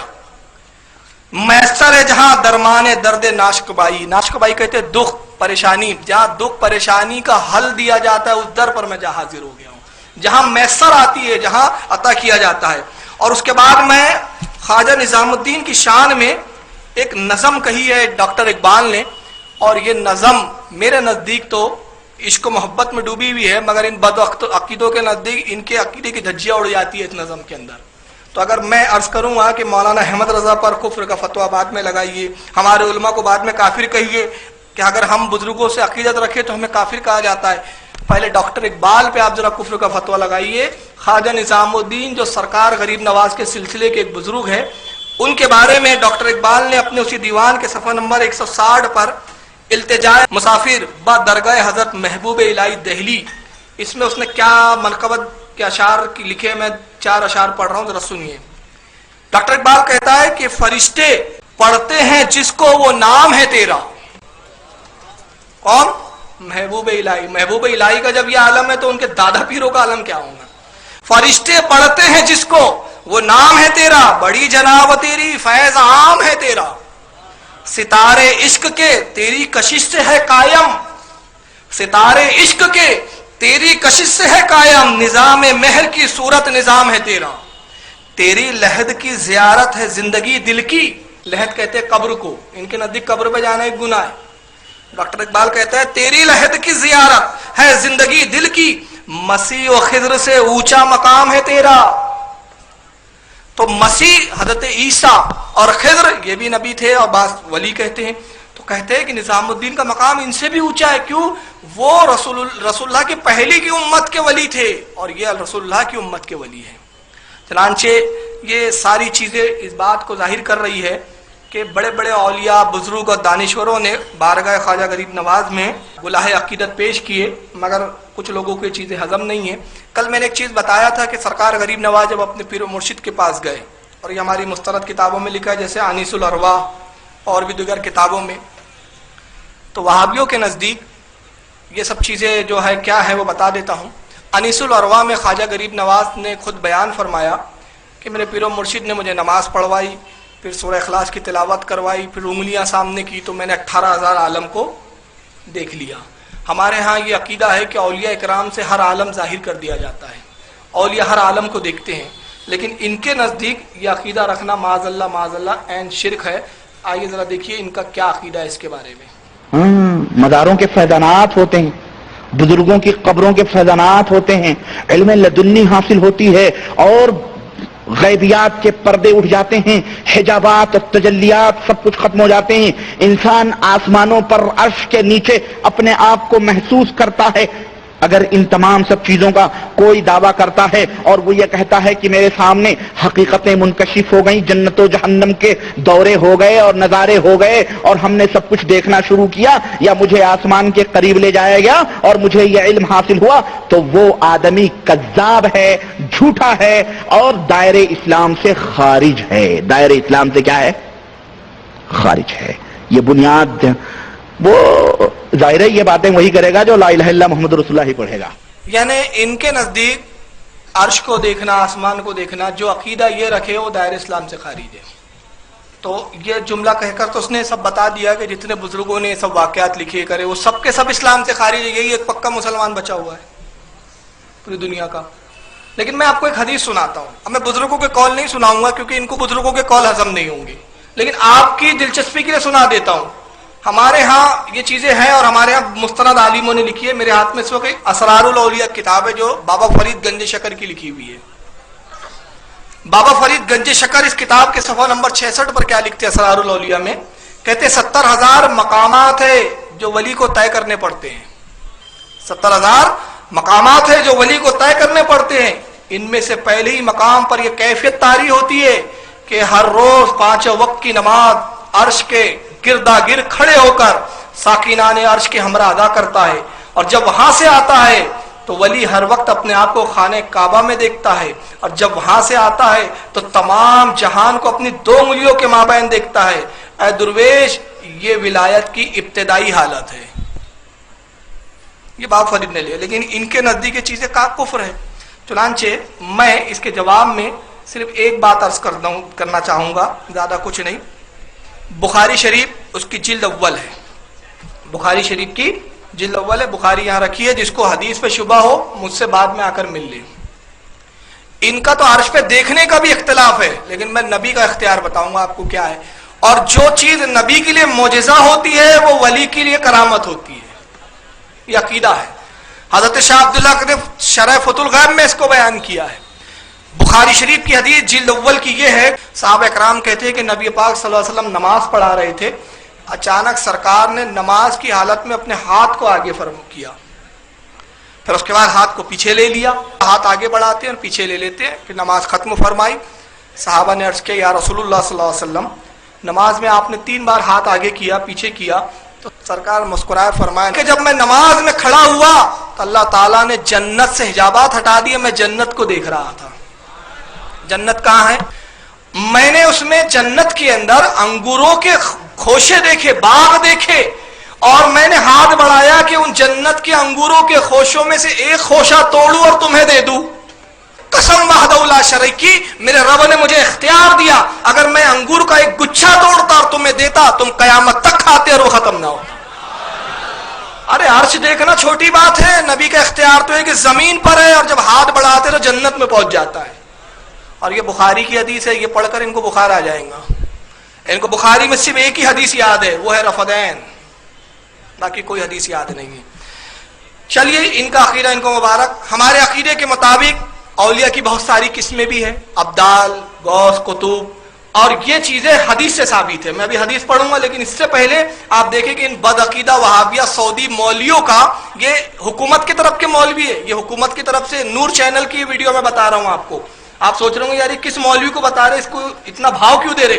بھاؤ اس لیے دے جا رہا ہے کہ سعودی عرب کا چینل نور چینل ہے، نور چینل پر یہ 2 مولوی آتے ہیں، توصیف الرحمان اور معراج ربانی. یہ معراج ربانی کی کلپیں دیکھ رہے ہیں، اور یہ نور چینل پر جو سعودیہ کا چینل ہے اس میں کیا خرافاتی ہوتی ہے وہ بتانا چاہ رہا ہوں. آئیے غوث اور قطب اور ابدال کے بارے میں ان کا کیا عقیدہ ذرا سن لیجیے. اللہ اکبر. یہ جذبے پیدا کرو، یہ جذبے، یہ صحابہ کرام کے جذبے ہیں. تو میں عرض یہ کر رہا تھا کہ اس سبیل مومنین سے مراد کون ہیں؟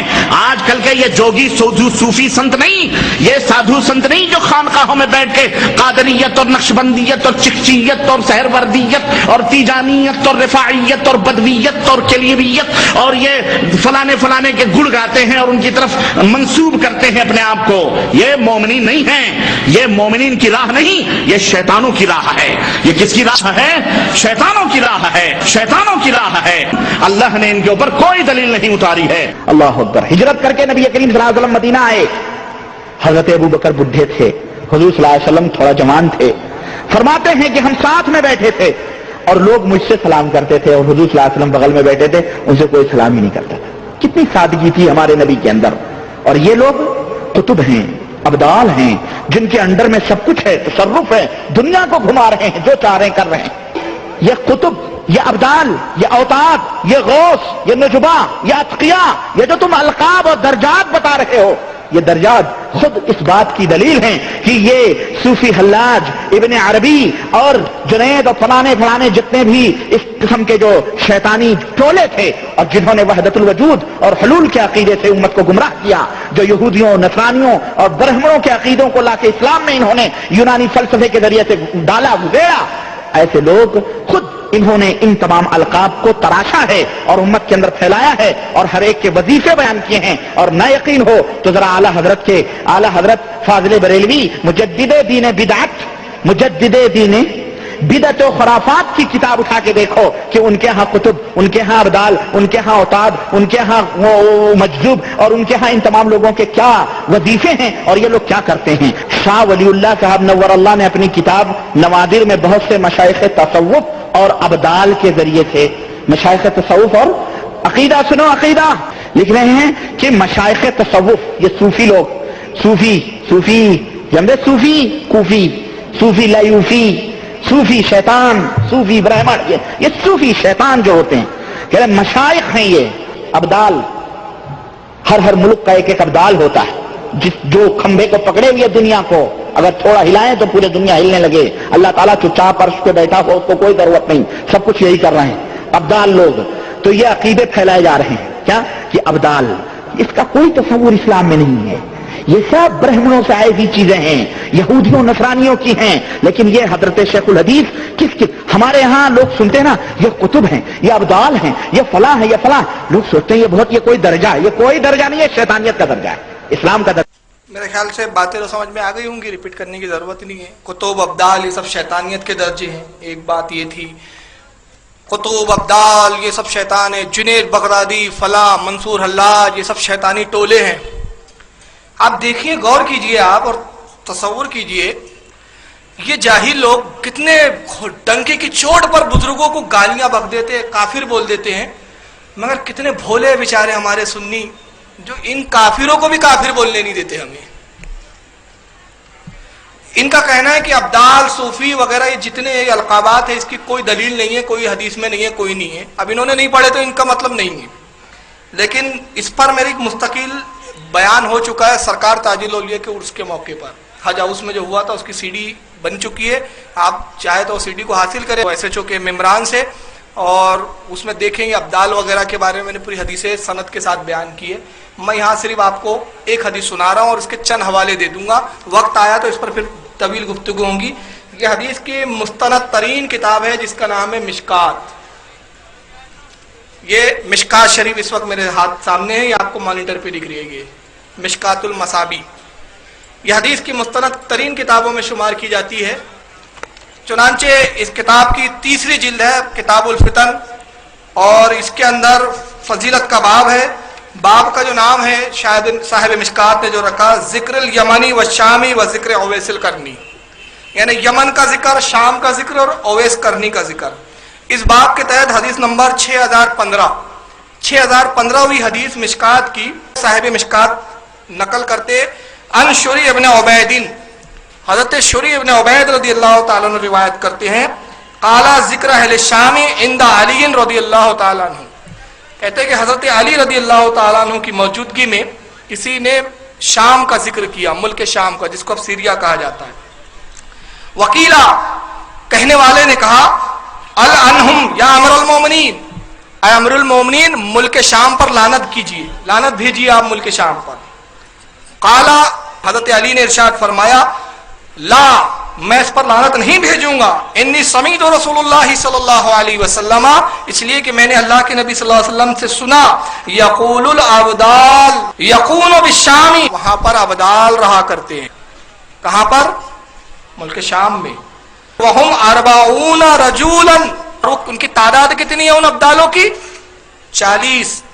रजूलन कुल्लमा माता रजुलन अब्दालुल्लाहि मकानहु, अल्लाह के नबी फरमाते उन अब्दालों में से जब किसी एक अब्दाल का इंतकाल हो जाता है तो अल्लाह उनकी जगह दूसरे शख्स को मुतय्यन फरमा देता है। रजुलन यस्का बिहमुल गैसो व यंतसरु बिहिम अलल आदाए व युसरफु अन अहली शाम बिहिमुल अजाब, और अरबी ने फरमाया उन्हीं अब्दाल की वजह से लोगों पर बारिश बरसाई जाती है, तुम्हें रिस्क दिया जाता है, और उन्हीं के सदके तुफैल में तुम अपने दुश्मनों पर फतेह पाते हो। ये मिशकात की हदीस है, और इन बेचारों को अब्दाली का पता नहीं मालूम ये क्या है, ये सब गड़े हुए हैं। ये हदीस कहाँ कहाँ है मैं बता दूं। मुस्नद इमाम अहमद ने, इमाम अहमद इब्न हंबल ने अपनी मुस्नद में जिल्द 1 सफ़ा नंबर 122 पर भी इस हदीस को नकल किया है।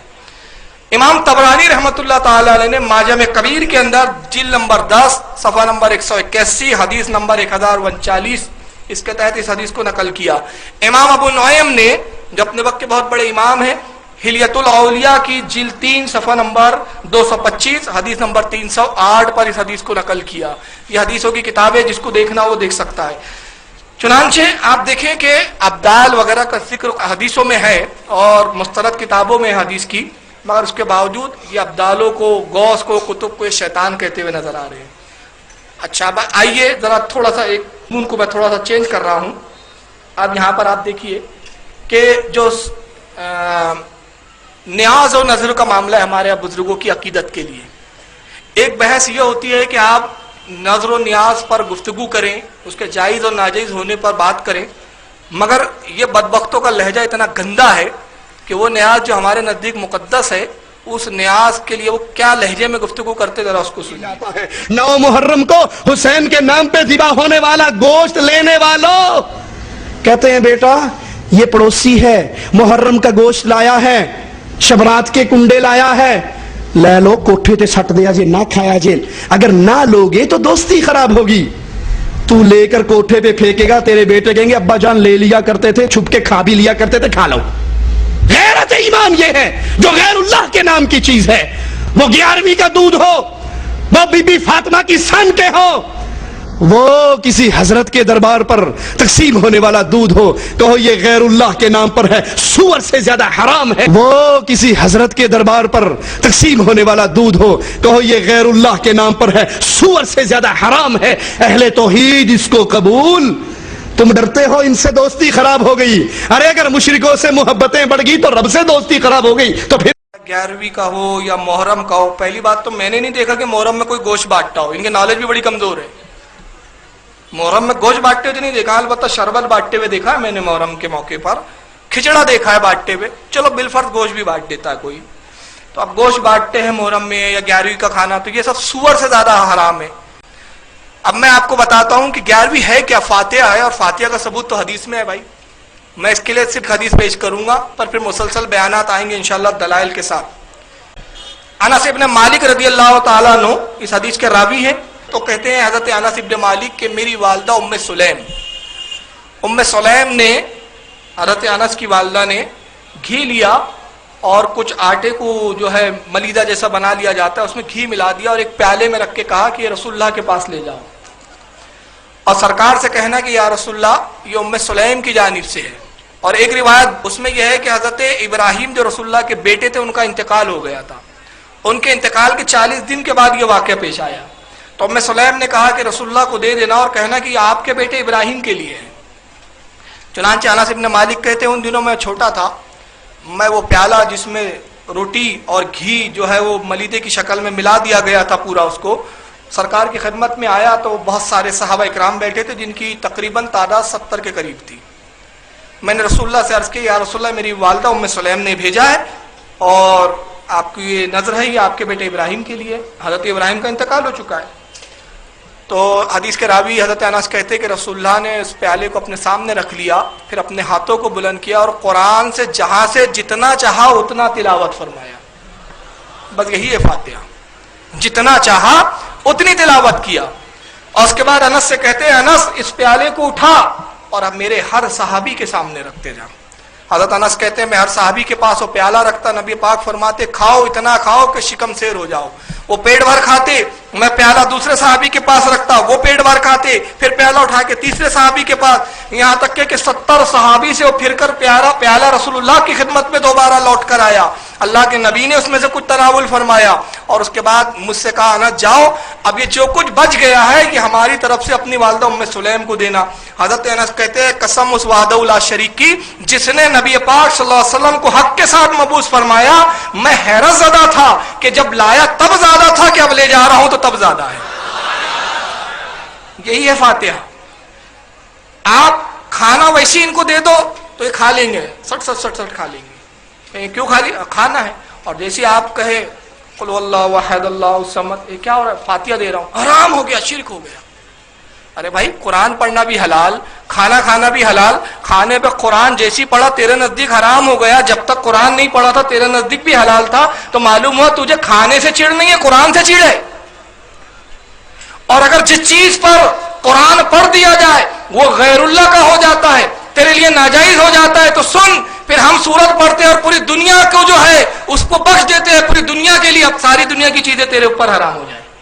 جتنے بھی جو تالاب ہے ہمارے یہاں کے پانی پیے جاؤ، آپ پانی پہ دعا پڑھ دو، کہنا ایک اگر سچا توحید کا ماننے والا ہے نا یہ نل سے جو پانی آتا نا اس کو مت پڑھنا، کیوں آماجری کے تالاب میں فاتحہ پڑھ کے آیا ہوں میں بھی۔ اب دیکھتے اس کی کرانے کی دکان میں جانا، اناج کے گنج میں فاتحہ پڑھ کے آنا، کہا اگر سچا توحید کا ٹھیکیدار ہے نا یہ اناج مت کھانا، کیوں وہ اناجوں کے گنج میں جا کے فاتحہ پڑھ آیا ہوں میں۔ اور اگر کسی چیز کے سامنے قرآن پڑھ دینے سے وہ غیر اللہ کا ہو جاتا ہے تو ہم نے دنیا کی ہر چیز پہ فاتحہ پڑھ دی، اب اگر ٹھیکیدار ہو توحید کے تو بغیر کھائے پیے زندہ رہ کر بتاؤ، تو جہالت ہے کم وقتوں کی۔ تو یہ عجیب ہے، لیکن میں آپ کو ذہن دینا چاہتا ہوں، مجھے ان کی گستاخی بتانے سے مقصد یہ نہیں ہے کہ ان کو کوسو کاٹو، ان کے دل جو ہے مہر لگ چکی ہے، ختم اللہ علی قلوبہم کی منزل پر ہے یہ لوگ، ان کو سمجھانا مقصود نہیں ہے، سمجھانا آپ کا مقصود ہے میرا کہ ایسے بد عقیدوں سے ہم کیسے دوستی رکھیں، ایسے بد عقیدوں کو ہم اپنے کیسے گھروں میں لائیں۔ ہمیں یہ سوچنا چاہیے کہ جو ہمارے بزرگوں کی اتنی بےہودگی کے ساتھ گالی بکتے ہیں، آپ کو معلوم ہے حضرت خضر علیہ السلام اللہ کے ایک نبی ہے، اور ہمارے یہاں کتابوں میں بھرا پڑا ہوا ہے کہ حضرت خضر زندہ ہے, قیامت تک ان کے لیے اللہ نے حیات دی, مستند کتابوں میں ہے یہ بات. اور حضرت خضر اولیاء کرام کی تربیت فرماتے ہیں. اگر آپ مخدوم اشرف جہانگیر سمنانی کی سوانح پڑھے تو آپ کو ملے گا کہ حضرت خضر نے ان کو ابتدائی منزلوں میں حضرت مخدوم اشرف کو پڑھایا ہے, ابراہیم ابن ادہم کو پڑھایا ہے, سرکار غوث اعظم کی انہوں نے رہنمائی کی ہے, ہر زمانے میں ہر ولی کو حضرت خضر نے رہنمائی کی ہے. مگر آئیے اسی خضر علیہ السلام جو نبی ہے ان کے بارے میں ان بدبختوں کا کیا عقیدہ ذرا سن لیجیے. خضر, ارے یہ خضر نہیں, یہ خضر کی شکل و صورت میں شیطان ہے جو تمہیں گمراہ کرنے کے لیے آیا. خضر علیہ السلام تو موسیٰ علیہ السلام کے دور ہی میں اللہ کو پیارے ہو گئے, چاہے موسیٰ سے پہلے یا موسیٰ کے بعد. المحب اللہ کے نبی تھے, اللہ تعالیٰ کے ہاں وہ پہنچ چکے. لیکن یہ جو تم نے خضر ایجاد کیا, یہ خضر شیطان ہے, یہ کوئی نبی نہیں ہے, یہ خضر کوئی ولی نہیں ہے, یہ خضر شیطان ہے جو تمہیں شیطانی طریقے کی دعوت دیتا ہے. اب اس پہ کیا تبصرہ کرنا, جب اس بڑے شیطان نے معاذ اللہ ایک نبی کو شیطان بول دیا تو یہ ایمان والا بچہ بھی کیا. چلیے آگے سنیے. لیکن یہ سنانے سے پہلے میں آپ کا عقیدہ جان لوں مجمع کا, اور دیکھیں کتنے لوگ میری بات پہ کہتے ہیں آپ کے عقیدے کے مطابق رسول اللہ زندہ ہے کہ مردہ ہے؟ زندہ ہے نا. اللہ کے نبی سنتے ہیں کہ نہیں سنتے؟ چلیے ذرا اب ان کی سنیے. دیتے ہیں, یہی نہیں, قبر کے باہر سے بھی آواز آتی ہے. اللہ اکبر, اللہ اکبر. کیا ثابت کرنا چاہتے ہیں کہ حضور اس قبر میں, اس قبر کے اندر جو ایک آدمی کے حساب سے کھودی گئی ہے, اس قبر کے اندر حضور باقاعدے بیٹھے ہوئے ہیں اور اپنے اوپر درود پڑھنے والوں کا انتظار کر رہے ہیں کہ آئیں سب لوگ درود جو پڑھتے ہیں ہم باقاعدے. اندر حضور کیا کر رہے ہیں قبر کے اندر؟ ان سے کوئی پوچھو حضور اندر قبر کے اندر کیا کر رہے ہیں؟ کہہ رہے ہیں باقاعدے قبر سے آواز آتی ہے. یہ ابراہیم بن شیبان یا شیبان بن ابراہیم, یہ کون ہے؟ ابراہیم بن شیبان جو حج کرنے جا رہے ہیں اور باقاعدے سلام کے جوابات حضرت حضور صلی اللہ علیہ وسلم نومن مٹی کے نیچے دے رہے ہیں, اور یہ نومن مٹی کے باہر سے یہ سن رہے ہیں. اعوذ باللہ, اعوذ باللہ. یہ جھوٹ کہاں سمانے والا ہے؟ اور یہ بدعقیدگی کہاں سمانے والی ہے؟ جھوٹ اگر جھوٹ ہوتی تو کوئی بات ہوتی. یہ بدعقیدگی کی بات ہے, یہ ایمان اور عقیدے کی بات ہے, یہ عقیدے کی بات ہے, عقیدے کی. اس طرح کا عقیدہ اسلام کے اندر جائز نہیں ہے, یہ کفری عقیدہ ہے. معراج ربانی صاحب نے جو ابھی کہا کہ رسول اللہ زندہ نہیں ہے, اور ایک اللہ کے ولی کا ذکر کیا کہ وہ قبر پہ گئے سلام کیا تو ان کو جو جواب آیا, تو یہ سب بدعقیدگی کی بات ہے, یہ عقیدے خراب کرنے والی بات ہے. مطلب جو اس طرح کا عقیدہ رکھتے ہیں وہ سب بدعقیدہ لوگ ہیں. تو آپ میں سے جو یہ مانتا ہے کہ غریب نواز گئے اور سرکار نے کہا ہندوستان جاؤ, گفتگو ہوئی, سلام کیا غریب نواز نے, سرکار نے جواب دیا, تو آپ سب بدعقیدہ ہو گئے. اب اس کے بعد آئیے یہ دوسرے صاحب کو سنیے. یہ اپنی دکانداری چلانے کے لیے یہ عقیدہ پیش کرتے ہیں کہ نبی قبر میں زندہ ہیں, جاؤ مانگو, ہر جگہ موجود ہیں. سنا ہے ہر عاشق کے گھر تشریف لاتے ہو, ہمارے گھر میں بھی ہو جائے چراغاں یا رسول اللہ. اور پھر عقل کے اتنے اندھے ہیں, اب ان کا عقیدہ ہے کہ نبی زندہ ہیں, حاضر ناظر ہیں, ہر جگہ پہ موجود ہیں. چلے ٹھیک ہے, آج سے 3-4 سال پہلے میں پاکستان گیا تو لاہور کے اندر ہم نے بڑے بڑے اشتہار لگے ہوئے دیکھے, بادشاہی مسجد میں اللہ کے نبی کی جوتیاں پڑی ہیں نا, کہا وہ چوری ہو گئی. اچھا جب نبی زندہ ہے, حاضر ناظر ہے, جوتیاں یہاں کیوں پڑی ہیں؟ نبی زندہ ہے, حاضر ناظر ہیں, چلتے پھرتے ہیں, ہر جگہ موجود ہے, جوتیاں تمہارے پاس کیوں پڑی ہوئی ہیں؟ یہ پگڑی آپ کی آپ کے پاس کیوں پڑی ہے؟ یہ عصا آپ کا آپ کے پاس کیوں پڑا ہے؟ تو نبی کے پاس ہونا چاہیے. ادھر کہتے ہو رسول اللہ صلی اللہ علیہ وسلم مختار کل ہیں. کیا عجیب ڈرامہ بازی ہے, کیا عجیب ڈرامہ بازی ہے. اب اس کے بعد آئیے یہ دوسرے صاحب کو سنیے. کچھ لوگوں کو بڑا گمان ہے ان پر, کچھ لوگ یہ سمجھتے ہیں کہ یہ صاحب اس وقت علم کے بہت بڑے ہمالیہ ہے, یہ ہندونزم پہ بول سکتا ہے لیکن بریلیوں سے ٹکر لینا اس کے بس کی بات نہیں ہے. ارے بھائی ہندونزم تو اتنا کمزور مذہب ہے, ہمارے یہاں کا بچہ بھی جا کے ایک ہندو سے بات کر رہا ہے, وہ بیچارے بول دیتے ہیں بھائی آستھا کا سوال ہے, زیادہ بات ہی نہیں کرنا ہے ہم کو. جو لوگ پہلے سرنڈر ہو جاتے ہیں ان سے جا کے یہ ہوشیاری بتا رہا ہے. یہ کون ہے؟ ڈاکٹر ذاکر نائک صاحب. اب آئیے ذرا ان کی نالج سنتے ہیں, اور انتظار ہے کہ ناگپور آئے تو ایس ایچ او کی طرف سے ان کو مناظرے کا چیلنج کیا جائے اور کہا جائے پنڈتوں سے بہت مناظرہ کیے, کبھی بریلی سے بھی تو مناظرہ کر کے دیکھ. سنیے کیا بول رہے ہیں.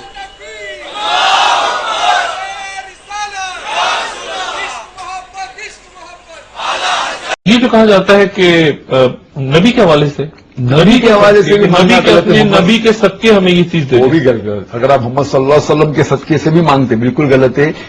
اگر آپ پڑھیں گے حدیث دعا ایک حدیث ہے محمد صلی اللہ علیہ وسلم آخرت کے دن کے اوپر ہی will be the one to intercede. تو آخرت کے دن پہ جب اللہ تعالیٰ اسے اجازت دیں گے تو آپ اس ٹائم مانگ سکتے, ادھر نہیں. کم از کم 25 آیتیں. شفا مطلب سفارش, وسیلہ حرام ہے. 2 آیت میں لکھا ہوا ہے صرف ان کو اجازت ہے جو اللہ تعالیٰ آخرت میں ان کو اجازت دیں گے, وہ محمد صلی اللہ علیہ وسلم آخرت میں. آج کی تاریخ میں ہم محمد صلی اللہ علیہ وسلم سے بھی نہیں مانگ سکتے. باقی لوگ کو تو چھوڑو, سنت اور باقی بابا لوگ کو چھوڑو, محمد صلی اللہ علیہ وسلم کو بھی ماننا ہمارے لیے حرام ہے. اس آیت ہے ان کے پاس جس میں وہ ایک بھی آیت نہیں پڑھا اس نے ابھی تک, اور اس میں سب سے پہلی جہالت دیکھو ذاکر نائک کی. میں معراج ربانی کا جواب بعد میں دوں گا, پہلے یہ اس کا دے دیتا ہوں. ذاکر نائک کا اسے سوال پوچھ رہا ہے وہ کہ نبی کے صدقے سے, نبی کے حوالے سے, نبی کے وسیلے سے مانگنا جائز ہے یا نہیں. یہ کہتا ہے کہ یہ جائز نہیں ہے, آخرت میں اللہ تعالیٰ نبی کو اختیار دیں گے, ابھی اختیار نہیں ہے نبی کو کہ کسی کو بخشوا دے. یہ عجیب بات ہے کہ ابھی مانگو تو یہ کہتے شرک ہو جاتا ہے, تم نے نبی کو خدا کی ذات میں شریک کر دیا. مطلب ان کا عقیدہ یہ ہے کہ ابھی نبی کو اگر مانگے تو شرک ابھی ہو جائے گا, اور آخرت میں وہ شرک جو ہے توحید بن جائے گا. لیکن میں آپ کو چند مستند کتابوں سے بتاؤں کہ اللہ کے نبی کے وسیلے سے مانگنا ہمارا نہیں بلکہ نبیوں کا طریقہ رہا ہے, نبیوں کی سنت رہی ہے. چلیے میں کچھ چیزیں دکھا رہا ہوں, اس کے بعد اس کے جواب میں میرے پاس بے شمار مواد ہے. یہ ہے حاکم المستدرک, حدیث کی مستند ترین کتابوں میں سے ہے, امام حاکم کی. دوسری کتاب ہے کتاب الشفا, امام قاضی ایاز کی. یہ مستند کتابوں کے میں کچھ جھلکیاں دکھا رہا ہوں. کہ کتاب الشفا, اس میں ایک حدیث لکھی ہے, میں ابھی حدیث پڑھوں گا. یہ الوفا علامہ عبد الرحمن ابن جوزی رحمۃ اللہ تعالی علیہ کی, جن کو اہل حدیث سب سے زیادہ بڑا امام مانتے ہیں اسماء و رجال کا, جرح و تعدیل کے بہت بڑے امام مانے جاتے ہیں. اور یہ چوتھی کتاب ہے المواہب اللدنیہ. اس وقت المواہب اللدنیہ میرے ہاتھ میں ہے, میں اس کی تلاوت کر رہا ہوں. دیکھیے یہ حدیث, امام حاکم نے اس حدیث کے بارے میں کہا کہ یہ حدیث صحیح الاسناد ہے, اس کے سارے اسناد, سارے راوی سچے. یہ روایت ہے حضرت عمر ابن خطاب رضی اللہ تعالیٰ عنہ سے. حدیث یہاں سے شروع ہوتی ہے, وان عمر ابن خطاب رضی اللہ تعالیٰ عنہ قال قال رسول اللہ صلی اللہ علیہ وسلم لما اقترف آدم الخطیہ. حضرت عمر ابن خطاب کہتے ہیں کہ اللہ کے نبی صلی اللہ علیہ وسلم نے ارشاد فرمایا کہ جب آدم سے لرزش واقع ہو گئی, قالا, تو حضرت آدم نے کہا, یا ربی اسألوک بحق محمد لما, اے پروردگار اس محمد صلی اللہ علیہ وسلم کا وسیلہ اور اس محمد کے حق سے, ان کے وسیلے سے میں تجھ سے مانگتا ہوں, غفرتا لی, کہ مجھے میرے گناہوں کو معاف فرما دے, میں مغفرت طلب کرتا ہوں. قال اللہ, اللہ تعالیٰ نے ارشاد فرمایا, یا آدم وکیف عرفت محمدا ولم اخلقہ, اے آدم تو نے محمد صلی اللہ علیہ وسلم کو کیسے جانا جبکہ میں نے انہیں پیدا بھی نہیں کیا. قال, حضرت آدم نے کہا, لأنک یا ربی لما خلقتنی بیدیک, اے پروردگار تو نے اپنے دست قدرت سے مجھے پیدا کیا, ونفخت فی و روحی کا, اور پھر اپنی جانب سے مجھ میں روح ڈالی. عرفات و راسی فرعیت علی قوم العرش مکتوبہ, جب تو نے مجھ میں روح ڈالی تو میں نے اپنے سر کو اٹھا کر عرش کی طرف دیکھا تو اس میں ایک چیز کو لکھا ہوا پایا, اور وہ کیا تھا, لا الہ الا اللہ محمد رسول اللہ. میں نے کلمہ طیبہ کو دیکھا.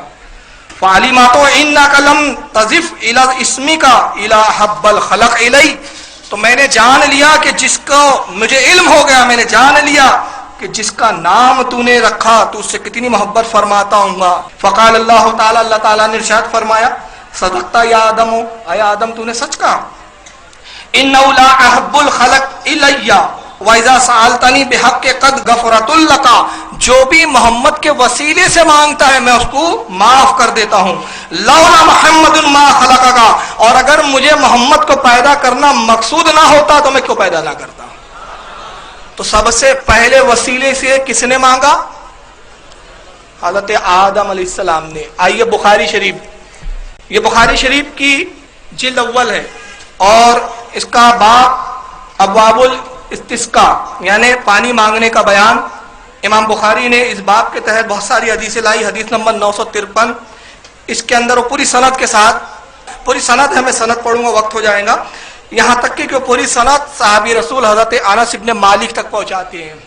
کہتے ہیں کہ انس ابن مالک رضی اللہ تعالیٰ عنہ، حضرت انس ابن مالک روایت کرتے ہیں ان عمر ابن خطاب رضی اللہ تعالیٰ عنہ کان اذا کہت تسقى بالعباس ابن ابی مطلب رضی اللہ تعالیٰ عنہ، کہتے کہ حضرت عمر کے دور خلافت میں جب قحط پڑ جاتا تو حضرت عمر حضرت عباس کو لے کر آتے، حضرت عباس کو ساتھ میں لے لیتے، اور فقالا پھر وہ یوں کہتے اللہم انا کنا نتوسل الیک بنبینا صلی اللہ علیہ وسلم فتسقینا، کہتے ہیں پروردگار جب تیرا نبی ہم میں بظاہر موجود تھا تو ہم تیرے نبی کے وسیلے سے دعا مانگا کرتے تھے، مطلب صحابہ کرام نبی کے وسیلے سے دعا مانگا کرتے تھے، ہم تیرے نبی سے وسیلہ طلب کرتے تیری بارگاہ میں اور تو ہمیں پانی عطا کر دیتا، وَإِنَّا نَتَوَسَّلُ إِلَيْكَ بِأَمِّ النَّبِيِّينَ، اے رب کائنات اب ہم تیرے نبی کے چچا کو وسیلہ بناتے تیری بارگاہ میں،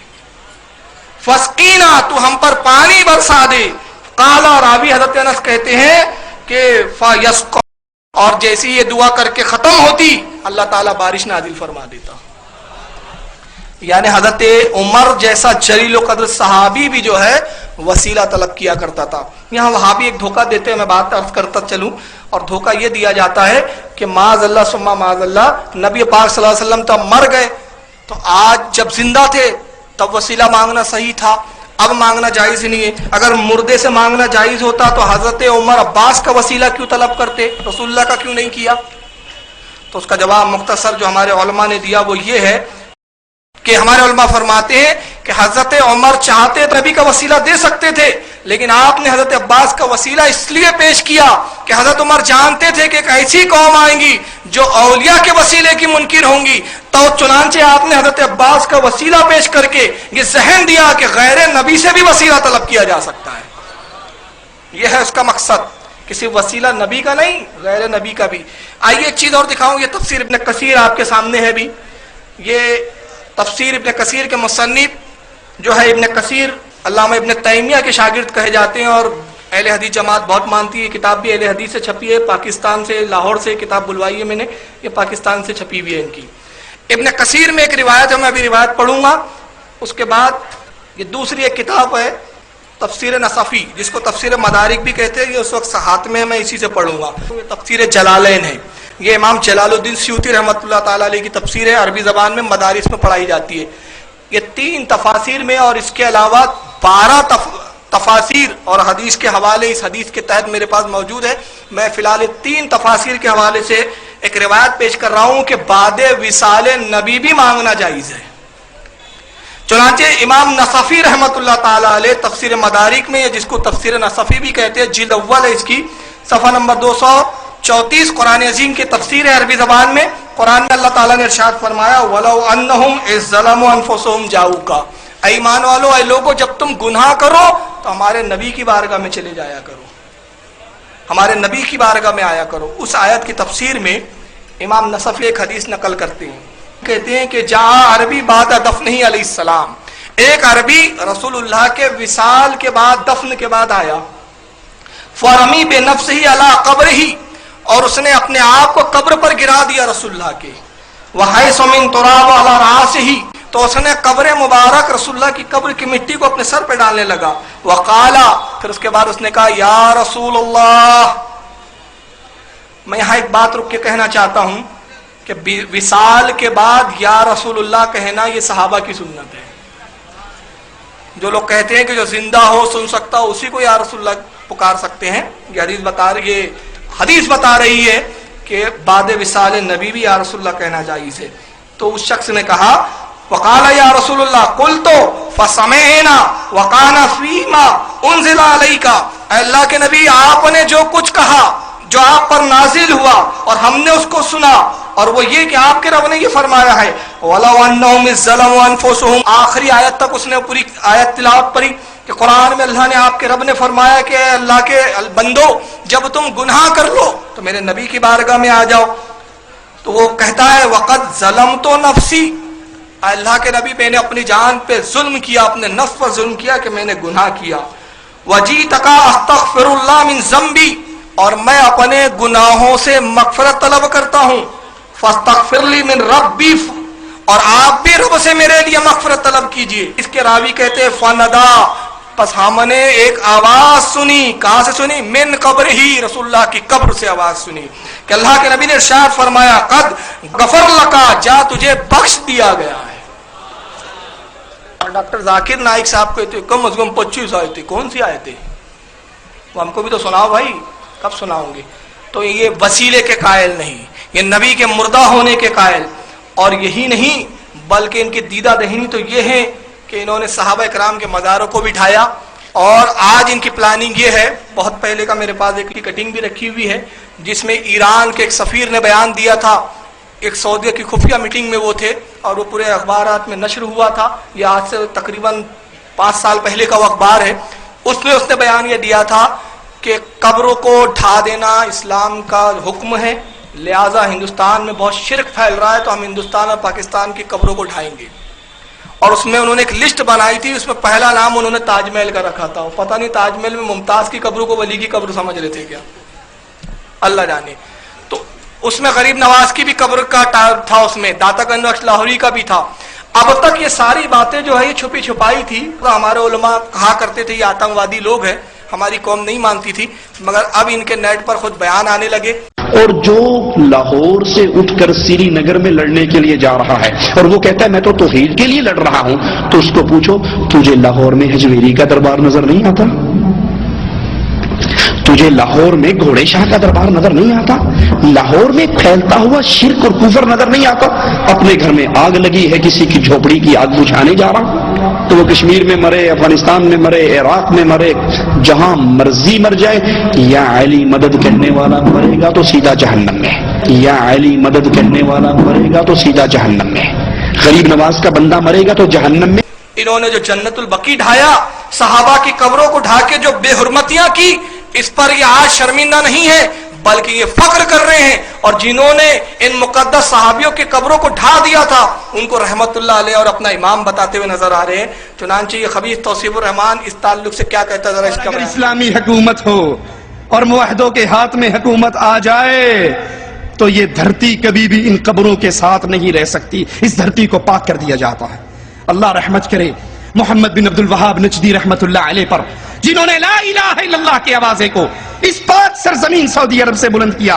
محمد بن سعود سے اللہ راضی ہو رحمہ اللہ، انہوں نے امام محمد کا ساتھ دیا. اور یہ دھرتی جہاں پر دربار لسوڑی شاہ، پھسوڑی شاہ، ایٹ شاہ، کاما والی سرکار کے نہیں تھے، جہاں زید بن خطاب کا قبہ تھا، جہاں خدیجہ کے دربار تھے، جہاں صحابہ کی قبریں تھی، ان سارے درباروں سے اس دھرتی کو پاک کر کے، جہاں خدیجہ کے دربار تھے، جہاں صحابہ کی قبریں تھی، ان سارے درباروں سے اس دھرتی کو پاک کر کے یہاں ایک اللہ کے گھر کو چھوڑا گیا. اور اعلان کیا گیا لوگوں یہ پیشانی جھک سکتی ہے تو عرش والے کے سامنے، اور بندے کی پیشانی بندے کے سامنے نہیں جھکا کرتی.